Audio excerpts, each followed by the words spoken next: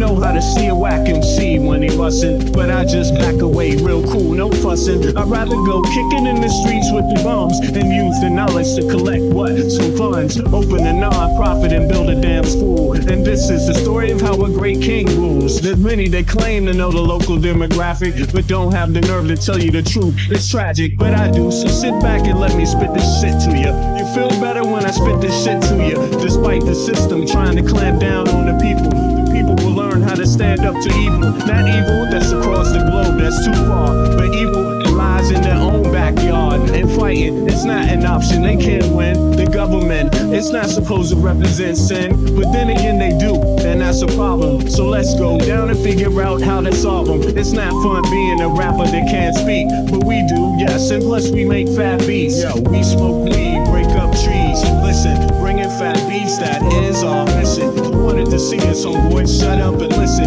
Thelonious and Big Bennett, brother, check the vision.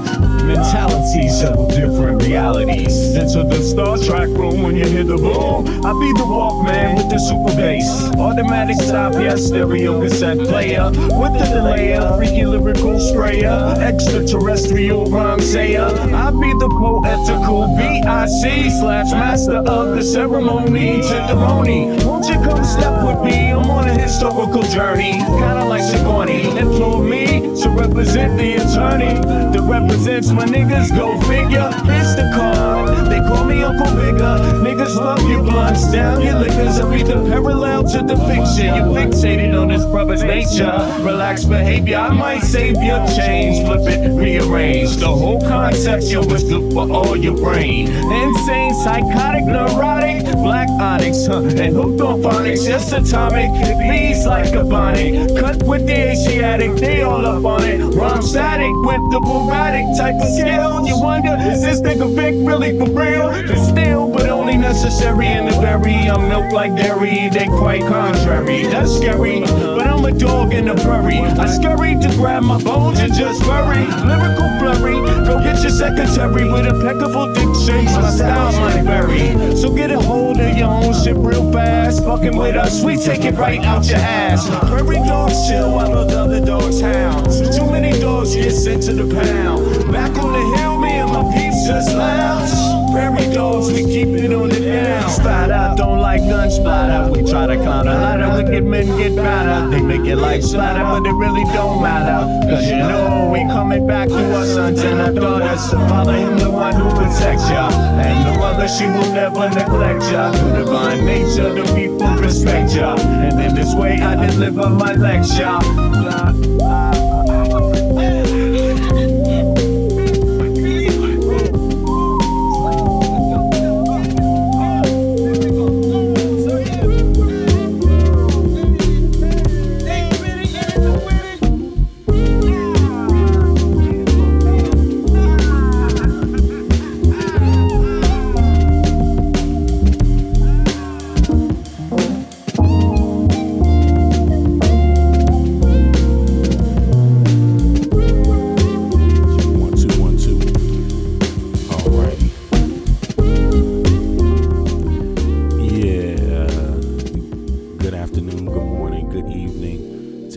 Out there in the stratosphere, in the world, in the globe, in the universe, we all matter together. We all matter, and some of us, have a little more rights than others, and but that's a work in progress. That's something that can constantly change with people's input, and I know that's easier said than done, because the world is not a fair place to live in.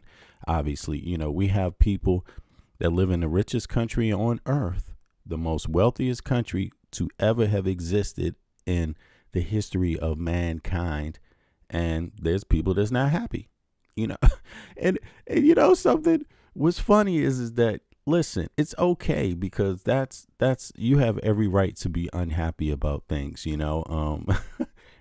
it makes a whole lot of sense. What I wonder is why is it that it has to be a partisan thing, being unhappy? Especially about things like healthcare, things like education. Look, if you go back 20 years ago, 30 years ago, Hey, man, a lot of the healthcare that people have right now didn't exist. There was way more people without healthcare. And if you think that demographic didn't hit Republican states, oh yes, it did. Why do you think the Republicans even signed on to it, to not just signed on to, played a role in creating Obamacare? What they call, in fact, they're the ones who named it Obamacare. It's not functioning how the Democrats wanted it to, but to get Republicans on board and get them to pass something for health care for their constituents and others, the rest of the country, people, they had to make, people had to make concessions. And some of that concessions are what people complain about. I mean, it's the very Republican Party that their constituents complain about the very concessions they made Democrats go along with. Ain't that some shit? I mean, this is the world people live in. This is the world. Richest country on earth. People complaining about shit they wanted and got. I mean, it doesn't make fucking sense. And that was 30 years ago. And today, you have people complaining. Oh, yes. People that voted for Donald Trump complaining about Donald Trump when it's them who wanted it. See, they didn't say they wanted health care. They actually went along with a person that plan was to cut health care. See, they didn't say they wanted education, access to tech schools. Why do I have to pay and borrow money to go to tech school? Why do I have to pay and borrow money to go to university? Why is it a money thing when I'm a citizen, when I'm a contributor to my own country, and we need people with certain kind of skills to push the country forward? Why is that a partisan thing? But yeah, do you hear Republicans out there saying they want that still? No. Do you even hear Republicans out there saying they want that for their kids? Nope. You don't hear it. All you hear is an empty space when it comes to education rights for American citizens. Why?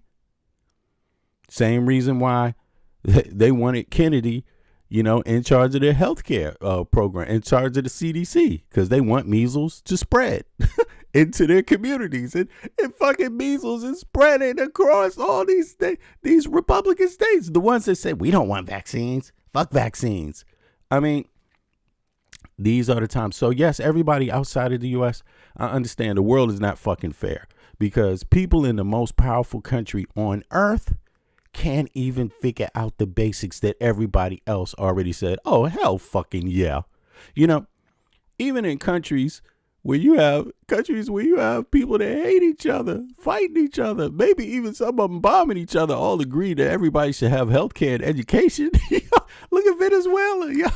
There's not one Venezuelan, the right and the left of Venezuela. You know what I'm saying? The authoritarian, the autocrat, and the goddamn Democracy Party, quote unquote, if you want to call it that, right? Quote unquote. They all agree on healthcare. They all agree on education. Only in the richest country in the world where people don't. It's boggling. But this is the world we live in. This is the world. You know what I'm saying? And on that note, I really do have to give a shout out to Ben Meiselas from the Midas Touch Network. I mean, he just got an award, and I don't know how many people saw this, but he just got an award for journalistic, for being the top journalist, the number one journalist of, coming out of the independent sphere, coming out of the, whatever you want to call it, YouTube sphere, independent sphere, whatever you want to call it. And let me see here. Let me just take a look and see what the award actually was. Let me see here. Can I pull that up here for people to see? Let me pull this up, because it is worth a mention. The Midas Touch, without the Midas Touch, encouraging a lot of other podcasters like myself and others. Oh, let me take the LP off. By the way, people that are interested in the music that you hear playing in any of my videos, you can go forward to and Google, or you can find it on YouTube also, the LP Love and Madness. That's my LP, and I go under the artist name of Empirical, right? But in any case, onto this with Ben Meiselas. Congrats to Ben Meiselas from the Midas Touch Network for winning, being named the Independent Journalist of the Year JFK Award luncheon, party in Palm Springs hosted by the Riverside County. Yeah, so that was yesterday, I believe. Yeah, that was yesterday. So congratulations, because, not only is Ben, he's not just a journalist, he knows what the hell he's talking about, because he's also, I believe he's a PhD too in law, right? Professor in law also, at least I believe. Am I right about that? Is Ben a PhD? But in any case, it doesn't matter, because he is like operating in universities across the country, and the dude has been at one time also litigating heavily. So it's good to lean on, number one, if you want to talk about democracy, it is law. When you're talking about democracy in the United States of America, you're talking about constitutional law. And so it pays to invest some time and energy in understanding constitutional law, not just hoping somebody, gives you some little clip on TikTok. I'm just saying that. I'm not dissing people that, do stuff on TikTok or whatever. Everybody's different. Some are better than others, of course. But I'm just talking about the snippet thing, the educational snippet spot, where you only get to see a tiny little part and you miss the part that comes right after that might have consequence to everything else also, So it pays to really look into that stuff, the Constitution. And so, this is one of the podcasters that's out there blowing it up. He blew up YouTube, and he's blown up every other place, the Midas Touch Network. So it's a network of fine journalists and people that are just pushing the freedom narrative, the democracy narrative right now. So also people outside of the U.S. that tune into my channel, there's a few of them. Midas Touch Network. If you haven't subscribed to them, subscribe to them. Democracy Docket, please. That's who is that now? Let me see here. Chris, is it what's Chris's last name?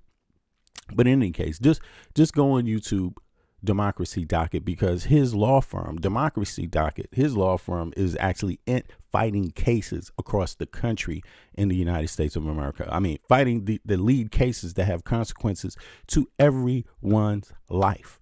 Win or lose, lives are on the line. You know what I mean? So check out Democracy Docket also. But in any case, having said that, we know that this 30 years, in the richest country on earth. I mean, I moved out of the richest country that's ever existed on earth and that's ever existed in in humanity. I moved out like 20 years ago. You know what I'm saying? And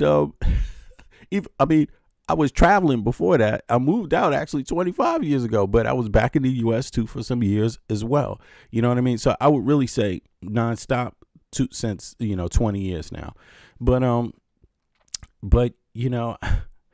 it really makes it really is a wake up call when you see the countries that aren't the richest on earth, that aren't the most powerful to have ever existed. Now, don't sleep.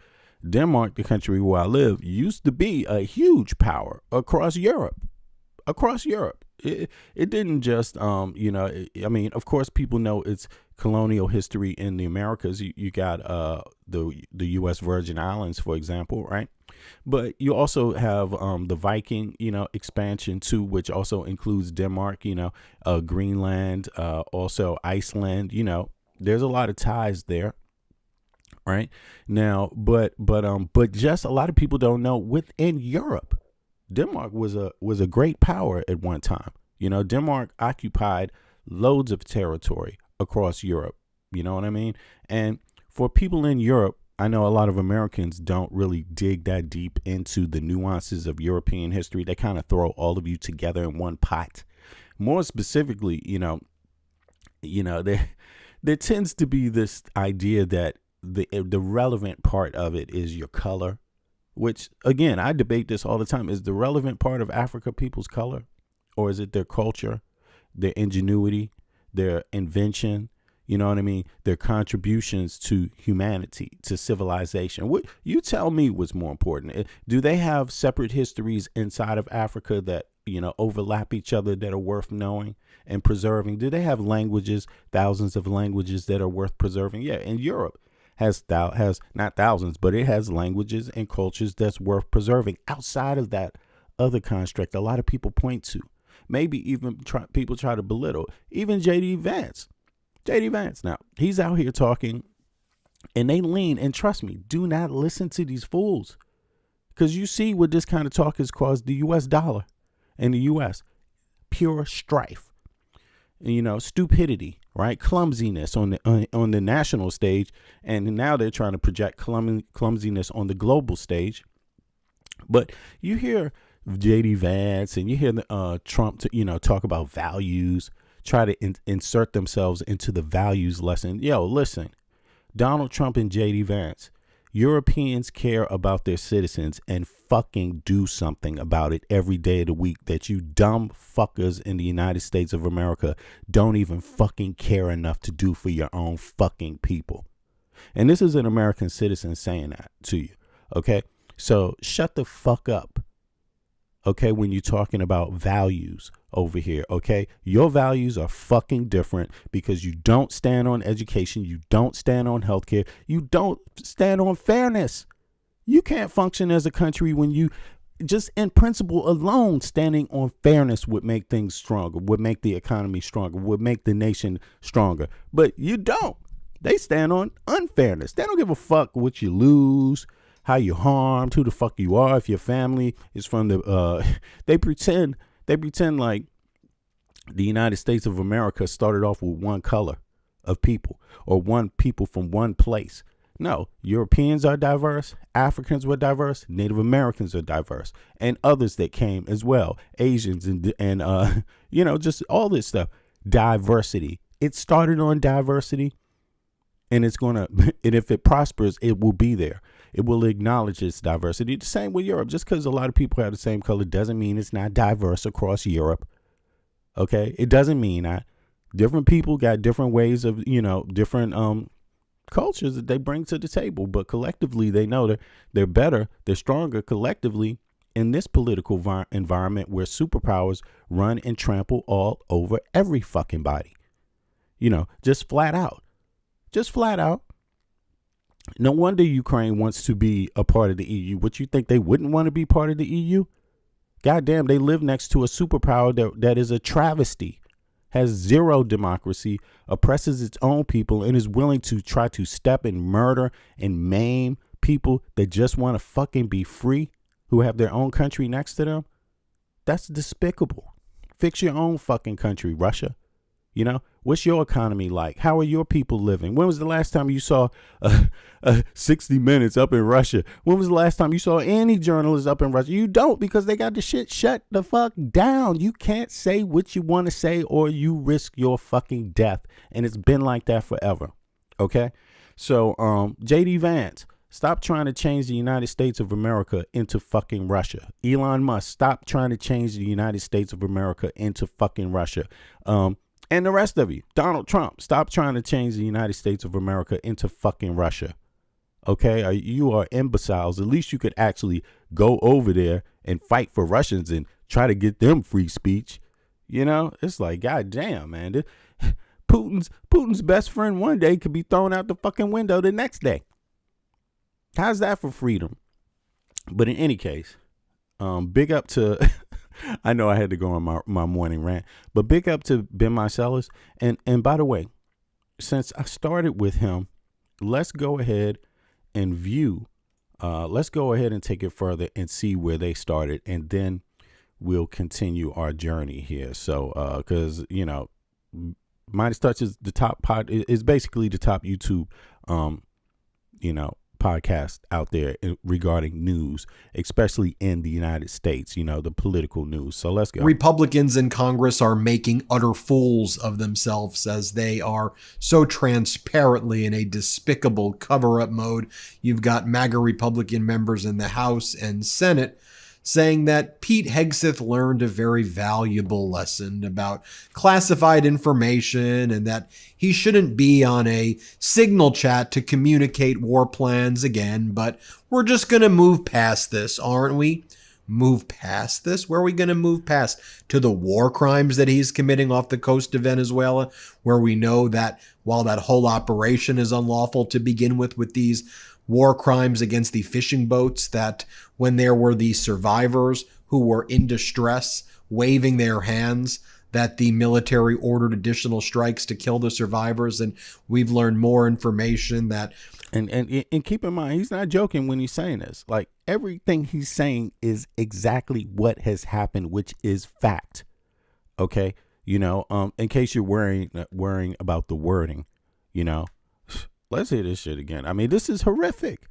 This is horrific. Who were in distress, waving their... They killed these guys in distress while they were waving their hands. Whole operation is unlawful to begin with these war crimes against the fishing boats, that when there were the survivors who were in distress, waving their hands, that the military ordered additional strikes to kill the survivors. And that's despicable. That's murder. That's a war crime, you know. And no matter how it sounds when they war crime splain, right? Authoritarian splain, right? That's how an authoritarian explains shit. That's how guilty parties explain shit. No matter how much they try to explain it away. No, the fact is that these people were waving their hands after the first blast. They were in distress, basically saying, help me. And they hit them with another blast. I mean, yo, why did you need to do that? You didn't win anything doing that, killing them. You didn't gain anything. You lost politically doing that. You lost. And I'm sorry, you know, you give credence to every other nation on earth who says that the United States of America operates unjustly in the numerous areas in the world. You give credence to Putin, who is an axe murderer his goddamn self. You see what I mean? Doing the same things to the 100th time, to the 1,000th time daily, killing people, maiming people. You see what I mean? Like, something got to give. This is not good. This is not good. And Americans, I know plenty of Americans are fed up with this shit. But listen, apparently the politicians haven't quite gotten the message yet. Apparently, there seems to be a lot of politicians that seem to be okay with Trump and Hegseth and JD Vance and the rest of them maintaining power and operating as if they really know what the hell they're doing or they mean any good to anybody. You could always impeach. Your job as a congressional member, as a Senate, that impeachment lies in your hands solely. You can impeach any justice that you're tired of. I mean, can you imagine the Supreme Court justice? They went out there earlier this year telling the lower courts, come on, make some rulings, stand on some rulings. You know, that was their response to their earlier behavior of the Supreme Court when they were just like, they didn't want Trump always coming to them. So they put pressure on the lower courts to come on, make rulings, make those rulings. And then all of a sudden, when the lower courts start making rulings, the Supreme Court all of a sudden wants to challenge their rulings. You know, so you got this gerrymandering thing with Texas. And the Texas court makes a ruling, says this shit is illegal. The Texas court said you cannot change the map this way. Yes. And what did the Supreme Court do? Say, well, we want to hear that case. We're not quite sure. So they don't want lower courts standing on business, standing on the Constitution. They want to figure out how to help Donald Trump. That's what's going on. And the billionaires, he's just the front for the people that want to make every American a slave. And I mean every. I'm talking about every. They want to turn, if in case you don't have any, your ethnicity has nothing to do with slavery in the United States before, this administration, this right wing, seems and behaves like it wants to turn more ethnicities, more people, even the ethnicity that they share, into slaves. Like straight up, just peep game. We've learned more information that these survivors weren't radioing anybody. They weren't trying to get back on the ship to drive away with the drugs. In fact, the fishing boats that they were on, these small 24-footers, they were going east. They were not even going in the direction of the United States. They were going in the complete opposite direction. They were potentially going to meet up with a bigger boat which is where you'd actually want to focus an interdiction on if you were caring actually about stopping the drugs versus trying to satisfy your bloodlust. But that doesn't stop these MAGAs from... But you can't have one of those... you can't have one of those television moments if you focus on the bigger boat, because the bigger boat will still be afloat. More people will survive. And then you have more information and more evidence, and they don't want evidence. They don't even want to collect anything. That's the whole point of doing it this way. They just want to kill people for no fucking reason. There's no reasoning behind it outside of having a headline in the newspaper. Like, it's totally false, or just trying to create a reason that they can move forward and now, terrorize Venezuela so much that Venezuela feels like it has to respond to this type of tyranny, and it doesn't make sense. Shucks, we don't know. It's just Pete Hegseth. Folks, this is the height of privilege, right? Allowing someone to engage in war crimes and then say, you learned a lesson. We'll just move on to the next one. No, this is someone who is utterly repugnant to our system of law and order. This is a war criminal, and those who aid and abet it, to me, are just aiding and abetting war criminals. Let me just show you what went down here, where you have MAGA Republican Congress member Mark Alford, when he was asked after the Inspector General's report was released about Hegseth engaging in these signal communications where Hegseth was describing war plans. Alford goes, not a big deal. I don't think this is a big deal at all. We all learn. We all occasionally put our war plans on text chats, don't we? Here, play this clip. Terry's transmission on non-public operational information over... What? Is this what this dude is arguing? Over signal. Well, he's not lying. They all do, meaning this administration, although the past administration forbade it and gave warnings against it periodically. Do not use these private chat services. The U.S. government has its own that it's supposed to operate under. It's supposed to be secret and private. That's the whole point, especially regarding these kind of things. And what do? They just defy that. So what happened? So was Biden wrong about that? Is that Biden's fault? Is that Biden's fault? Who's doing this today? Is that Biden's administration doing that? Using these signal Snapchats and having the information leaked all over the goddamn place, putting people's lives, putting service members' lives in danger. Biden administration didn't do that. This is Trump administration repeatedly doing it, going in front of the American people, lying about it, pretending that they don't even mean to be doing it on purpose. Have you ever thought that maybe they're doing it on purpose because they want the information to be shared to Russia and China? Have you ever thought about that? I mean, why else would you keep on using it when you've already been warned not to? Why would you? What could be the reason? They're not even claiming to know better. They go right out and they're going into the public, as you can see, and they're saying, oh, well, it's not really that bad, or, oh, it was just an accident, or, oh, we don't know who did that. I don't normally do that. Someone else did that. That wasn't my fault. That's all they're saying. And then they do it again. Exposed sensitive information which could cause harm to DoD personnel and mission objectives. Are you worried about Secretary Hegseth's leadership, considering what you're seeing here from the IG? Not one bit. I think Pete made a mistake in using Signal for some of this information, which was clearly not at risk, but it's something that probably should not have been put on Signal, as the IG's report says. But we've moved on from that. Should he just admit the mistake? Because he isn't. He went on Twitter and said he's totally exonerated. MAGA people don't want him admitting the mistake. Republicans don't hold people accountable. No, it has to be a Democrat issue. That's the only time where any type of accountability must happen right now. And if you don't do it, we will invade the Capitol to do it. God damn it. But when it comes to these numbskulls every fucking day, nothing.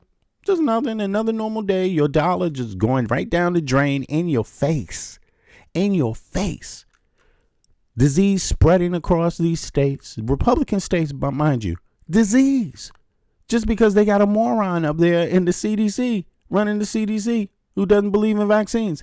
spreading the price of your goods. I mean, listen, that this is truly evil.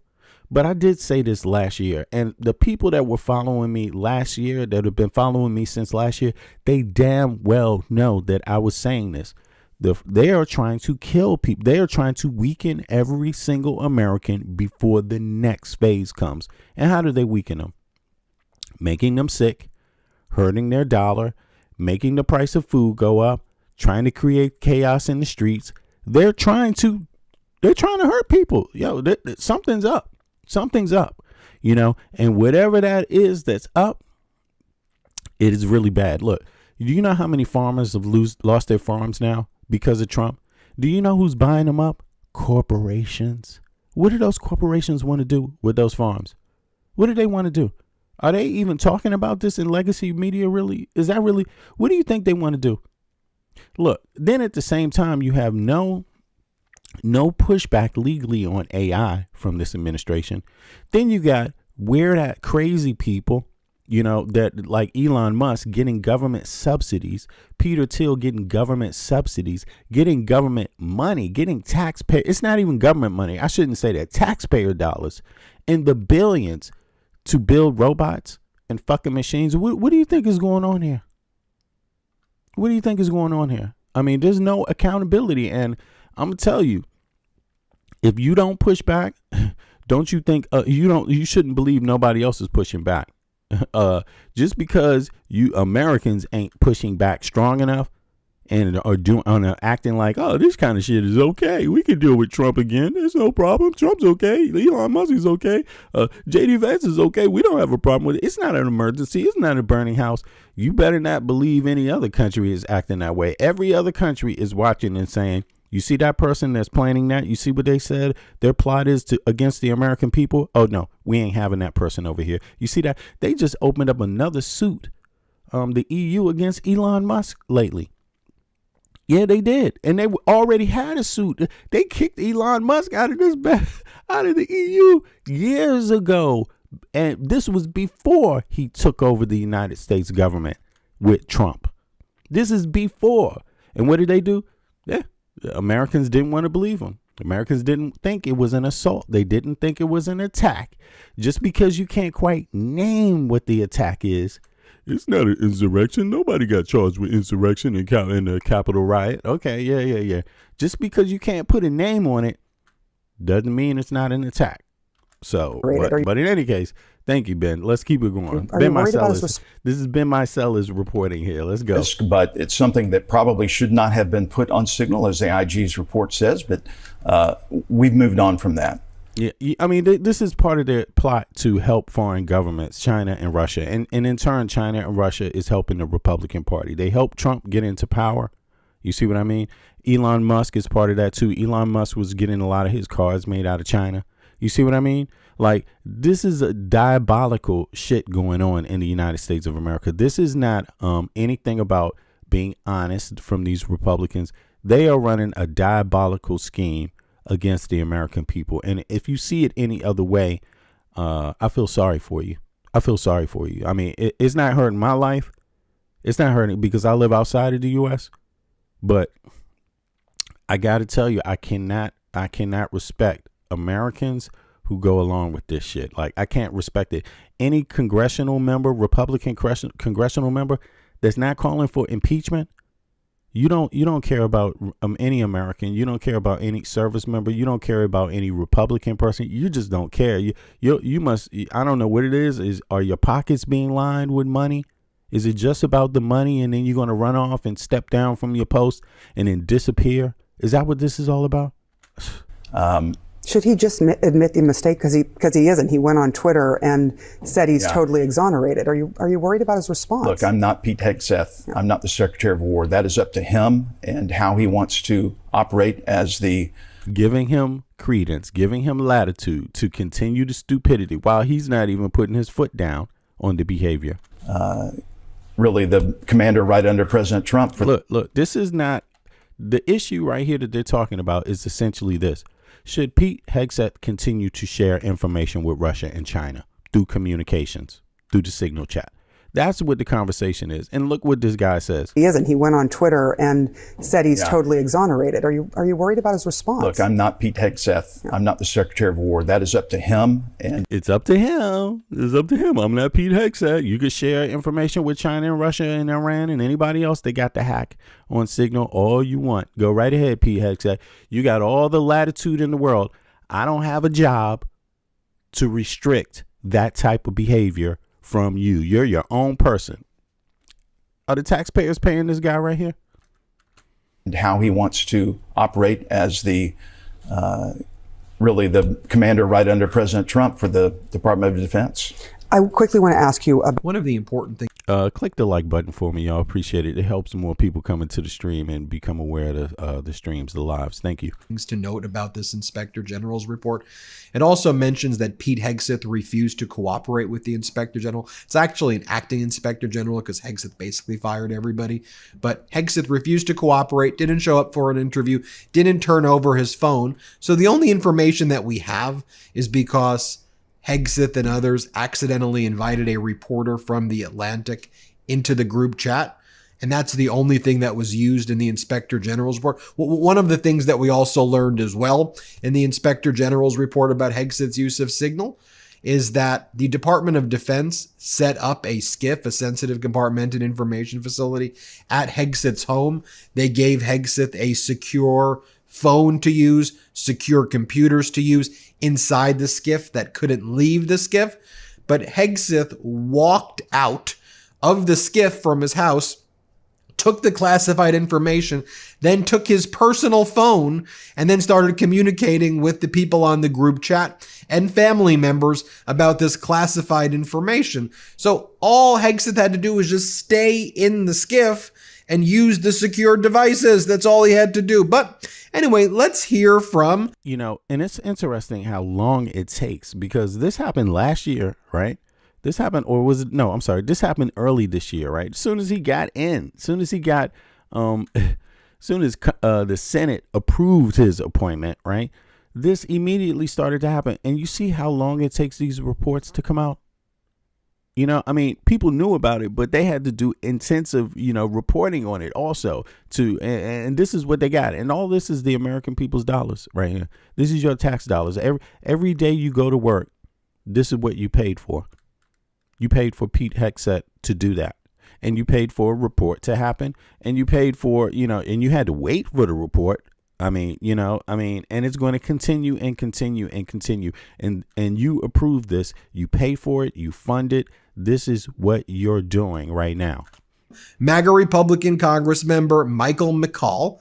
And Michael McCaul fancies himself as like more moderate. I'm a serious guy when it comes to foreign affairs and intelligence stuff. And here's how he describes it. Here, play this clip. Do you think that Secretary Hegseth still can be trusted as Secretary of Defense?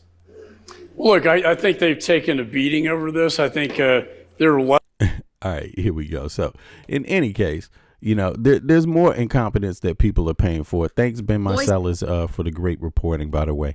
So here we go. Let's go on to the next one. I mean, this is it's just constant incompetence of this administration. Hey, good morning. It is Saturday, December the 6th. In selecting people to staff his second administration at the highest levels, Donald Trump prioritized fealty and showmanship over experience and skill. It's a decision that's not aging well. Since returning to office 10 months ago, several top administration officials handpicked by Trump have caused the White House a lot of headaches and a lot of embarrassment.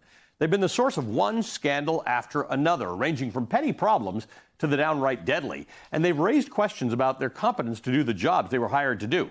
Case in point, FBI Director Kash Patel, he's been under fire for weeks now for allegedly misusing taxpayer-funded government resources for personal reasons in several instances. And all MAGA people say about this now is, well, Joe Biden did it. Even though Joe Biden didn't do it. The FBI director didn't do that. You know what I mean? And this is low.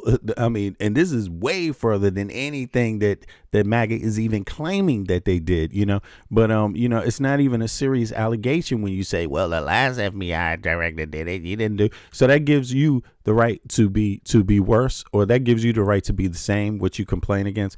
I mean, How many of you listen, the United States of America would not survive if Democrats responded to Republicans the way Republicans behave.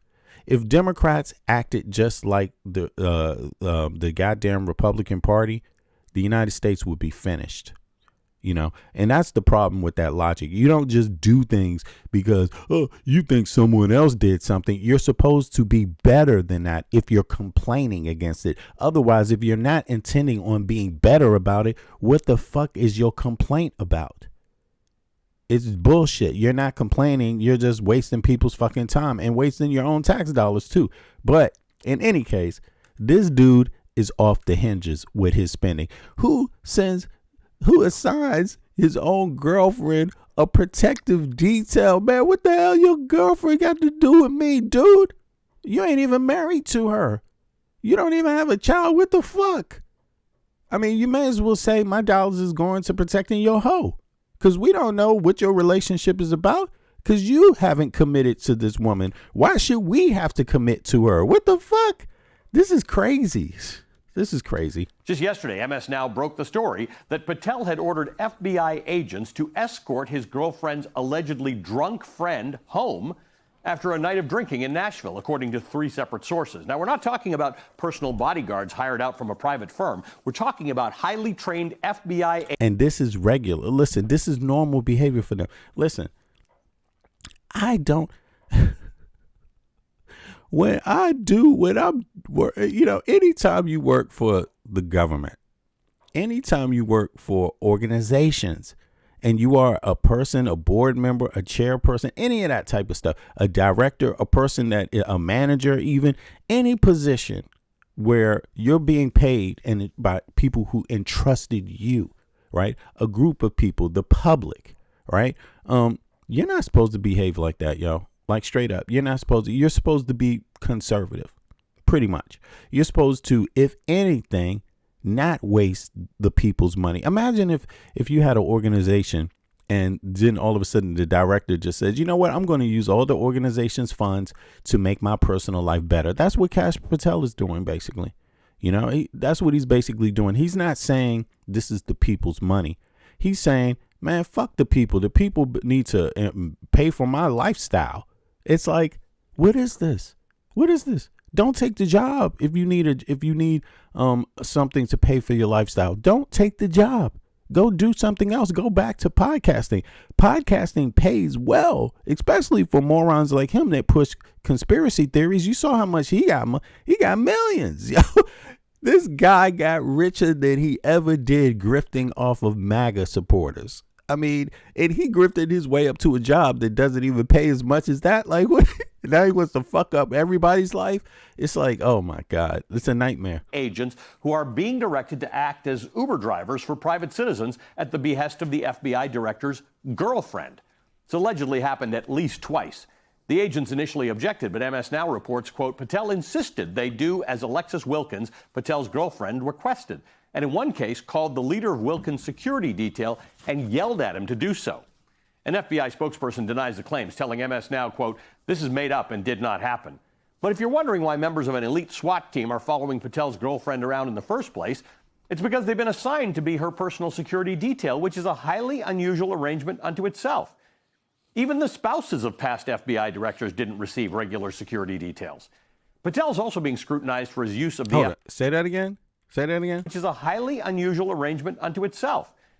Even the spouses of past FBI... Even the spouses, wives, husbands, people committed to each other in a union, okay? Even they in the past didn't get this type of protection.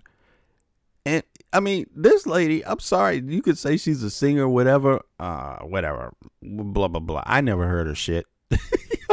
I don't give a damn. She ain't doing nothing for my life. Why the hell should I care?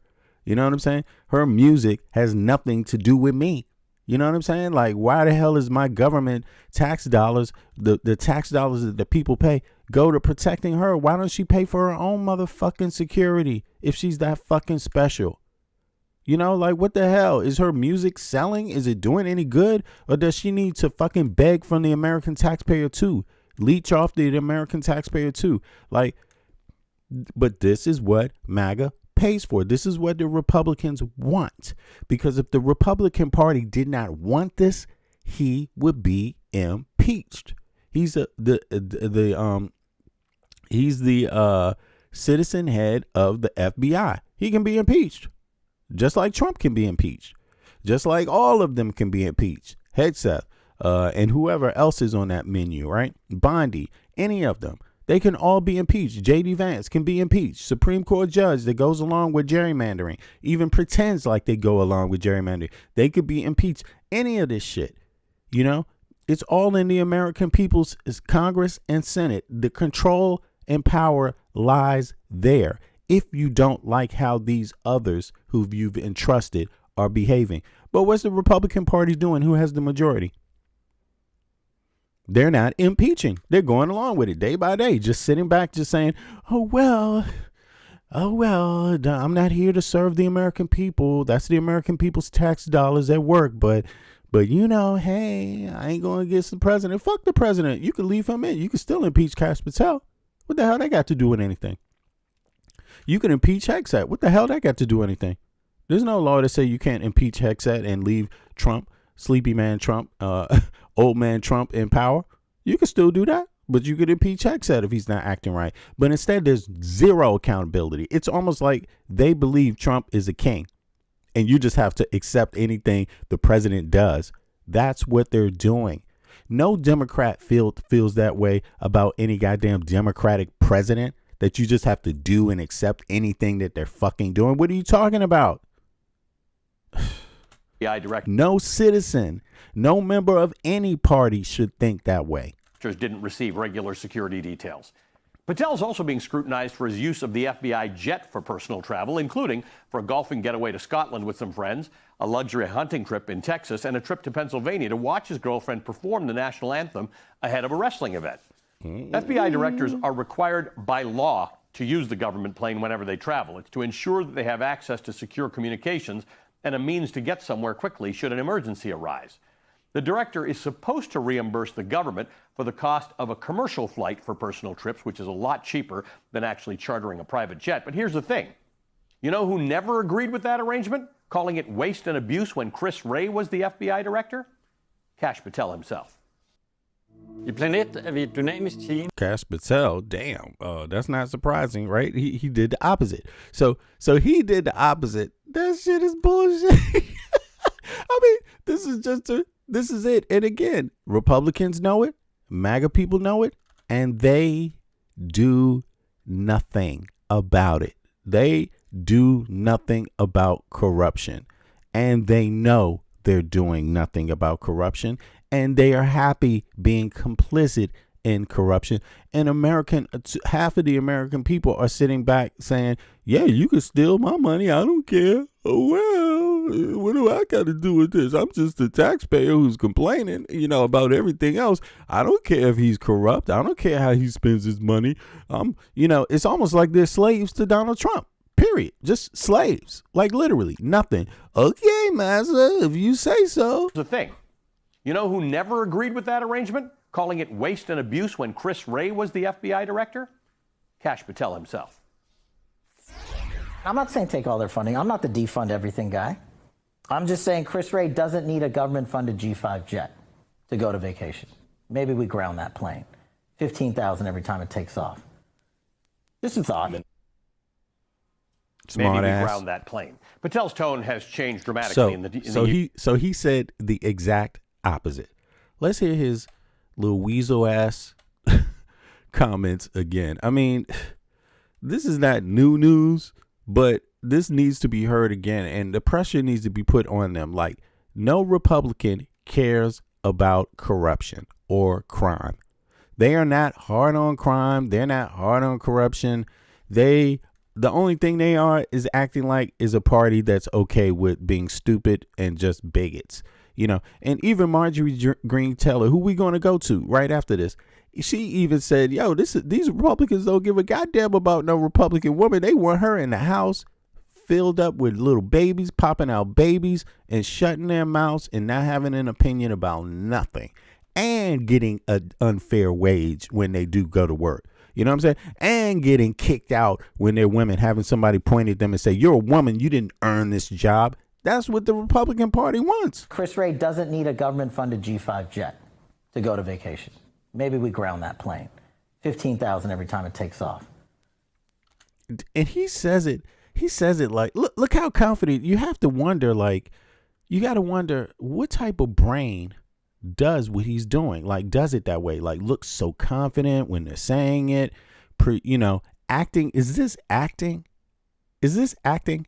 Or is this a sickness? A lying sickness? Like, is this just like narcissism where you can just pull out of your hat a lie like that anytime you want? Or is this something else? Like, is this like something else? What is it? What is it? I don't get it. I don't get it. But Republicans seem to accept that it's okay to do this. Like, they don't draw the line. When they see that it's this clear that an individual is a hypocrite, they don't draw the line. I mean, Kash Patel is explaining it to you better than anyone could. I am a hypocrite and my name is Kash Patel. And here's why. Here's why. Hold on. Here's why. This is odd. What did he say? He said the last guy should be thrown out if he does these kind of things. That's what he said exactly. Government for the cost of a commercial flight for the things that he's doing before he got the post. He said you shouldn't do, or you should be kicked out. Personal trips, which is a lot cheaper than actually chartering a private jet. But here's the thing. You know who never agreed with that arrangement, calling it waste and abuse when Chris Wray was the FBI director? Kash Patel himself. I'm not saying take all their funding. I'm not the defund everything guy. I'm just saying Chris Wray doesn't need a government-funded G5 jet. But Kash Patel does. To go to vacation. But Kash Patel does. Maybe we ground that plane. But Kash Patel won't. $15,000 every time it takes off. But Kash Patel doesn't pay $15,000 every time it takes off. This is odd. It's just a thought. What's your thought? Should he do it? Is that a good thought or a bad thought? If you think that's a good thought, put a 1 in the chat. If you think that's a bad thought, put a 1 in the chat. But also list your party affiliation. If you're a Dem or you're a Republican or MAGA, or independent, let me know your thoughts on that. It's so important to qualify what people say. The participants in the chat, I know everybody doesn't participate. Most people don't. But for the ones that do, we got to do some anthropology here. Internet anthropology, you could call it. So if you agree, right? If you agree that there should be fines every time the FBI director uses the plane for something else other than USA government business, put a 1 in the chat and name your party affiliation. Put a 2 in the chat if you don't and name your party affiliation. I am a Democrat and I think he should pay. I think they should pay fines. What the fuck? Why not? Dem 1. Here you go. They should pay fines. Why not? What's so hard about that? It's taxpayer dollars. I don't see what the point is. Well, why not? I mean, let them explain it later. Let them pay for it later. Let them make other accommodations for their own private business, or don't go out on a date. God damn, what the fuck do I care? You don't need to go out on a date, And Kash Patel's doing that every day. You don't watch the news? Somebody said, when did he do that? That must be a MAGA person, just totally oblivious, living under a rock somewhere. You don't watch. When did he do it? The dude just got finished telling you when he did it. This year, 2025, multiple times, numerous times, in the dozens of times, okay? And he's got his girlfriend who he's not even married to, has no commitment to whatsoever, especially under God or any Christian God or any other, okay? He's not married to. He's got you paying her security. She's a superstar singer, but she ain't got her own security because she's the type of superstar singer that got the U.S. government giving her security. Like, what the fuck? Beyonce ain't even got that. Bette Midler never got that. Who else? Who is it? What are the famous singers lady singers out of the U.S.? I forget it. So nobody got that shit. Nobody got that shit. Like, they've never, ever gotten that shit. And here come Kash Patel. He just, he finds a girl half his age, mind you, half his age. That tells you a whole lot, right? And he got the FBI protecting her ass, and he ain't even married to her. You may as well just go out and find a prostitute and say, protect her, FBI. Protect her. I'm serious. Like, protect this lady. I'm sticking my thing in her every other day. Okay, so protect her. I don't want to miss out on that. You know what I'm saying? You know, her life might be in danger messing with me, so please protect her. Next thing you know, you're going to be correcting his crack dealer. You know, protecting his crack dealer. Like, seriously, like, there's no stopping here. There's no stopping. Let's go. Hold on. Maybe we ground that plane. Patel's tone has changed dramatically in the 2 years since he said that. This is how he defended himself on Tuesday night when he was asked about his own use of the FBI's jet. All FBI directors are required users of the FBI plane. They don't let me fly commercially. But my predecessors wasted millions of dollars because they were too lazy to drive an extra 20 minutes and go to Andrews Air Force Base. I've also used the airplane less than my prior two predecessors. And yes, I'm entitled to a personal life just like my other agency had counterparts with their partners. So do I support my girlfriend? Absolutely. And do I take trips with her? Absolutely. I am the only... No, you don't support your girlfriend, Kash Patel. The American taxpayers support your girlfriend. That's the problem. Okay? You don't support your girlfriend. If you were a man, you would pay for her fucking security out of your own paycheck yourself. Okay? But instead, you got the rest of us taking care of her like we her goddamn daddy. FBI director to turn over information related to travel. And that information shows one thing. I am a steward of the taxpayer dollars. I am a steward of the taxpayer dollars. This is just a sample of the challenges that Patel is facing, and I could go on about how House Democrats just opened up a probe about Patel this week, or the lawsuits that have been filed against him for allegedly illegally firing top FBI officials, or the 115-page document released by a group calling itself the Alliance of Retired and Active Duty FBI Special Agents and Analysts. Kash Patel is not paying for her security. He's got the American people paying for her security. It's his girlfriend. It's his girlfriend, not his wife. Not his spouse, just his girlfriend. Oh, well, he's not even claiming that they're going to, they're not even engaged. I'm about to say, where the hell did he meet her at? A strip club? I mean, you don't know. You just happy your tax dollars are paying for her to defend, to pay for her security. It's like, okay, maybe, what if she hates you? What if she hates the United States of America? What if she hates, let me see here. Just anything. What if she hates, blues singers? What if she hates country singers? I don't know. I'm just saying, what is it? What if she hates Argentina, for example? What if she hates Argentina? Would you still be okay, with your tax dollars paid to provide security for her?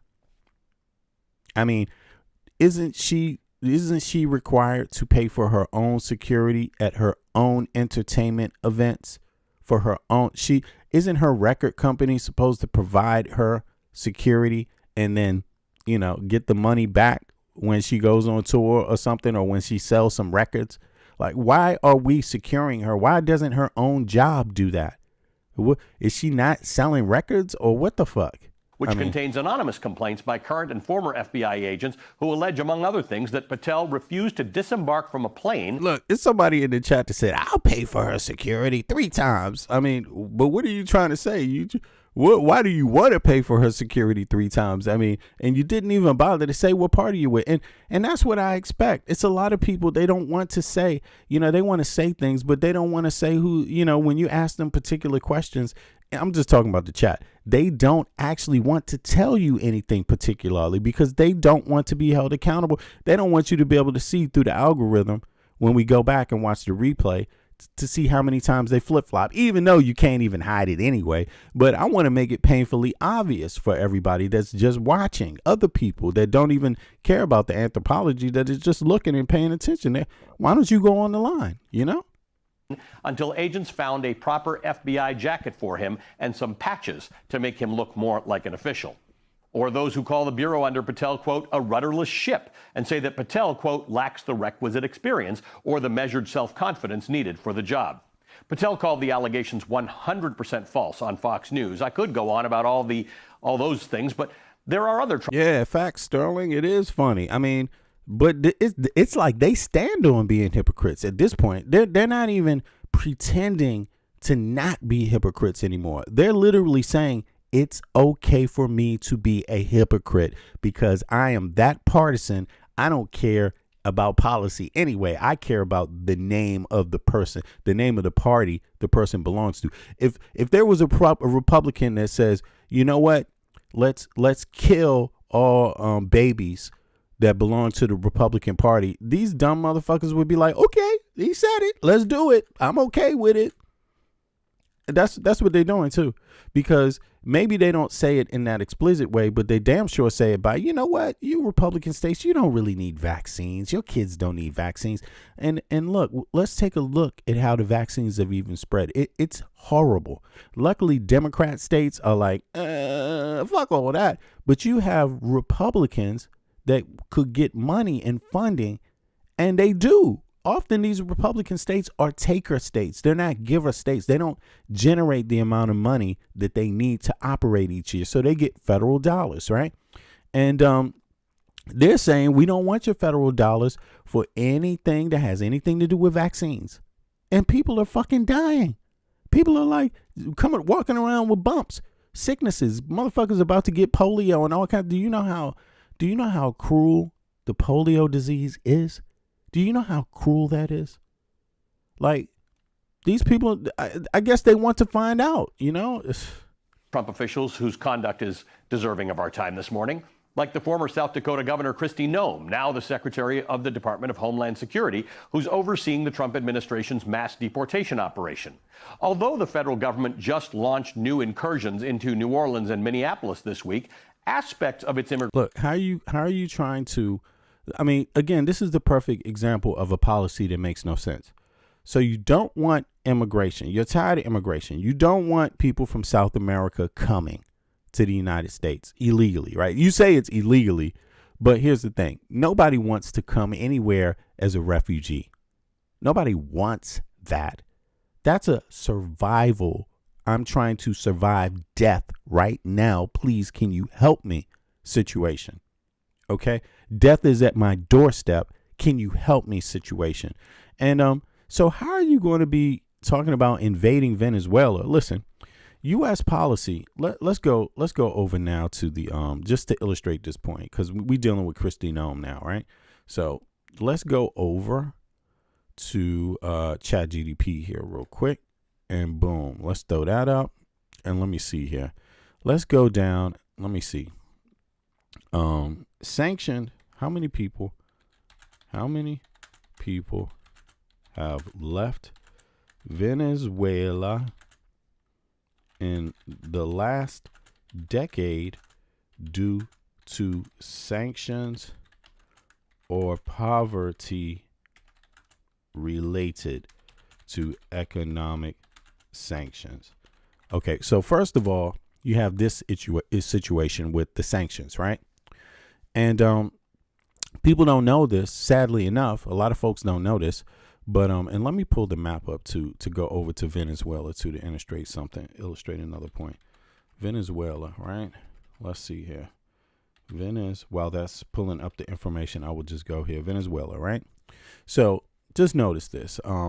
Venezuelans, you know, they have the right to complain. You know what I'm saying? They don't have just empty complaints, right? Now, so here we go. Now you could see Venezuela is right here at the top of South America. It's a neighbor. It's the immediate neighbor to Colombia. In fact, Colombia is it's one South American country. It's the only one that has access to the Atlantic and the Pacific. But Venezuela is its neighbor, you know, and I mean, they all can use the Panama Canal, you know, if there's an issue. But I mean, just to mention that's always been the case historically. Now, if you have sanctions against Venezuela, which is right down here, right? There's Venezuela right there, just at the top of South America. That's the capital, Caracas, right? And you have an issue about economy, and you got sanctions driving that issue largely, right? Then these people are going to spread. Now, let's look, and they have been spreading. Now, let's look. Here's some data, right? Estimates on how many people have left Venezuela in the past decade. One commonly cited figure: since 2014, about 6.8 million Venezuelans have left the country. That's due to sanctions, y'all. Where do you think they go? Where do you think they go? Look, more recent data says 7.7 million refugees, right? Some sources say 7.7 to 8. Some say almost 8 million, right? Now look at this map. Where do you think these people go? You think they all go to South America? No, they don't. Because, I mean, believe it or not, a lot of these countries can't take in that amount of people and have an economy left. You see what I mean? A lot of these other regions or nations, if they take this amount of people in, they won't have an economy. You know, it decimates economies. You know, and the U.S. has 350 million people. A lot of these countries don't have that many people. You know, so it has a huge impact, right? I mean, they have significant, but it has a huge impact. So anybody, you have to understand something. Anybody in the hemisphere is quite naturally drawn to the United States because of the difference in the economies. You know, it's just that simple. The GDP. Can I get a job? How can I support myself? How can I support myself is the key operative phrase. So look, when you want to know where these people go to, they go to all the islands, which have very tiny GDPs. They go to their neighbors, Colombia. They go to Brazil, which is just south, right? French Guiana can't really support it economically at all. Not that any other country can, you know. Suriname can't, Guyana and French Guiana and Suriname, they can't necessarily support it. They can't support it because they have tiny economies. You see what I mean? They have poverty already. So if you're thinking about attacking Venezuela, you're going to, you know how many more millions of people are going to leave? Do you understand what stress that puts on all your neighbors? And do you understand they're going to develop a policy, these countries, where they're just going to be like, come in and leave and go out the other direction. You want to go to America? Go right ahead. That's what they're going to do because they want to survive too. And what Donald Trump is saying is not fair.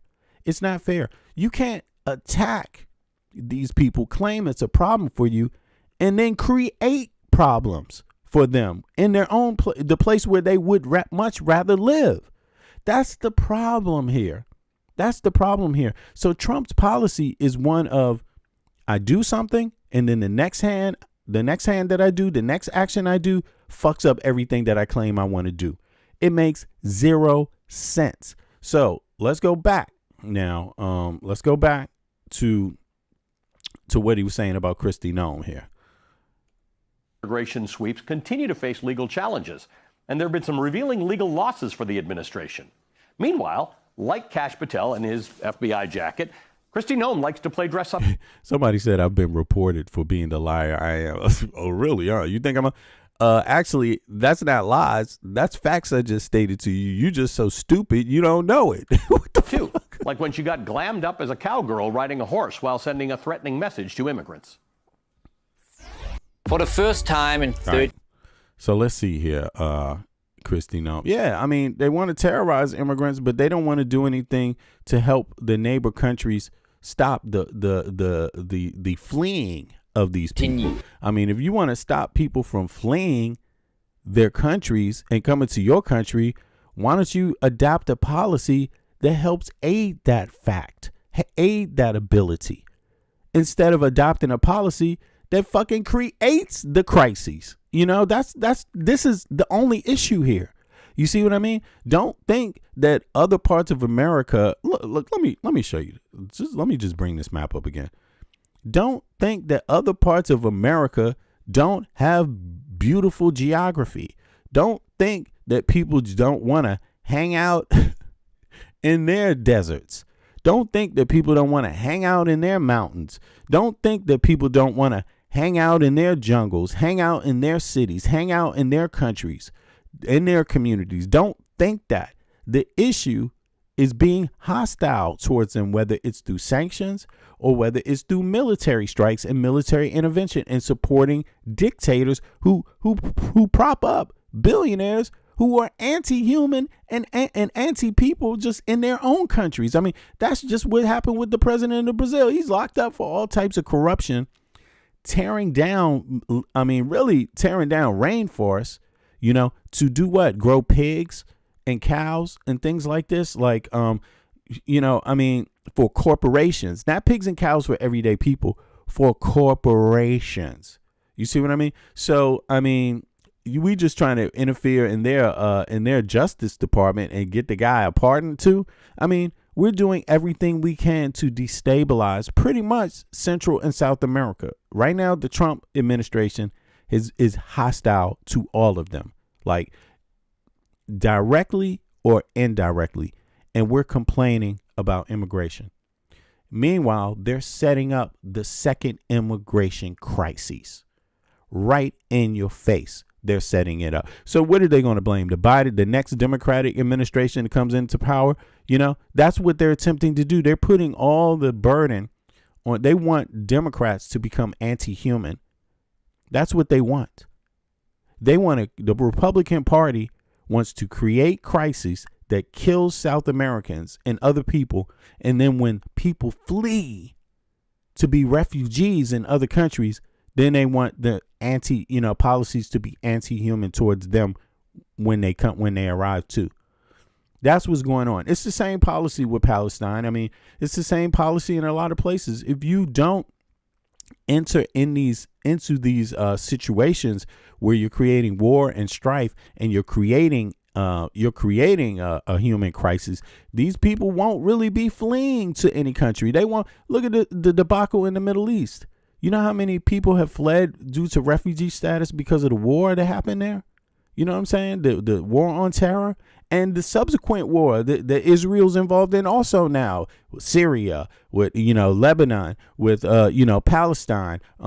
It's spreading. What do you think the war with this thing with Putin bombing Ukraine, what do you think? You think it doesn't create refugees that end up in the United States of America? It definitely does. But you don't hear Trump telling Putin to stop. You don't hear him telling Putin to stop. You can't have it both ways. You can't. Nobody on earth has it both ways. Jesus Christ don't have it both ways. Nobody has it both ways. Period. Okay? And you American citizens, with your tax dollars, you are and your decreasing dollar, you are the people who will pay, because your Republican Party is doing nothing to stop it. They're not doing anything to stop it. Everything they're doing is just, superficial, to say that they're doing something. But in fact, they're about to create an even worse humanitarian crisis, It's not even just in U.S. either. These Venezuelans go everywhere in the world. Are fleeing everywhere in the world, and 7 more million, maybe 10 more million are about to flee everywhere in the world. Just no responsibility from this no responsibility from this administration, just none. Message to immigrants. Anyone who searches for freedom can always find a home here, but that freedom's a precious thing, and we defend it vigorously. You cross the border illegally, we'll find you. Break our laws, we'll punish you. Harm American citizens, there will be consequences. But if you but then we will go across the world and commit war crimes. Yeah, we'll go to your country and commit a war crime. So it's total hypocrisy what she's saying. You break the law, we'll punish you. Okay, but who's going to punish you for war crimes? Who's going to punish you for being pretty much using economics as a war tool? Who's going to punish you for that? Come here the right way, your American dream can be as big as these endless skies. Man, and she's talking about land that was taken from it's a big ass mountain. She's out there like, this is so delusional This is so delusional, this message, you know what I mean? It's like, I mean, come on, you know, it's terrible. They're locking up Native Americans that are actually citizens of the United States and challenging them, you know, challenging their own laws. They're not going to Congress to do it. It's just the president harassing people. This president gets to do anything he wants to do.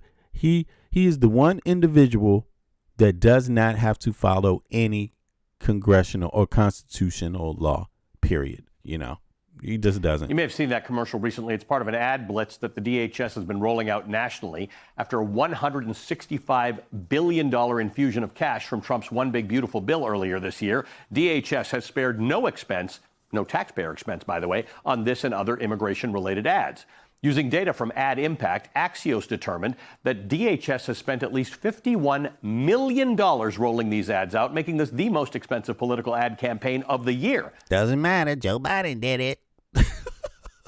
That's the instant answer. Doesn't matter. Joe Biden did it. Joe Biden did it. The past did it. Nobody really wants to care. When they say that, they don't even care if it's true or not. Just Joe Biden did it. Joe Biden did everything, apparently. But a recent ProPublica report has raised questions about whether Noam's cowgirl commercials might just be part of another grift. Citing an unusual and compelling urgency to combat misinformation by smugglers, DHS invoked a national emergency earlier this year to fast-track a no-bid contract for a $220 million taxpayer-funded ad campaign. ProPublica reported that the ad we just showed you was run by a company called The Strategy Group, which is a firm that was hired as a subcontractor that has connections to... You know, this is another point. I mean, and this connects with Putin too. Like, a lot of what the Trump administration relies on is headline time. And they don't even care how bad the headlines are. That's in their favor too, because it's always a distraction to the most heinous things that they're up to daily. You see what I mean? So they don't care about these debacles where it's obvious incompetence every day. They don't actually care. That's not an issue for them, you know, because they will use that to distract you from the things that are also heinous, that have already been done, that are really killing the country. Like, for example, the Epstein files. I mean, Putin obviously has his hands on them, and he has information on Trump some other way, right? I mean, at least it seems that way, because Trump capitulates to him. Trump uses his status as being the United States president. He uses the Post to essentially war-splain for Putin, you know, to genocide-splain for Putin. That's what Trump does, you know, it's very similar to what he does with Netanyahu. But in any case, Putin also cares about what the American media thinks of him, you know. So right when you're about to have negotiations, right, and there's a tension in the American media, what he does is airstrikes on Ukraine, because he knows that will make the media hit the media,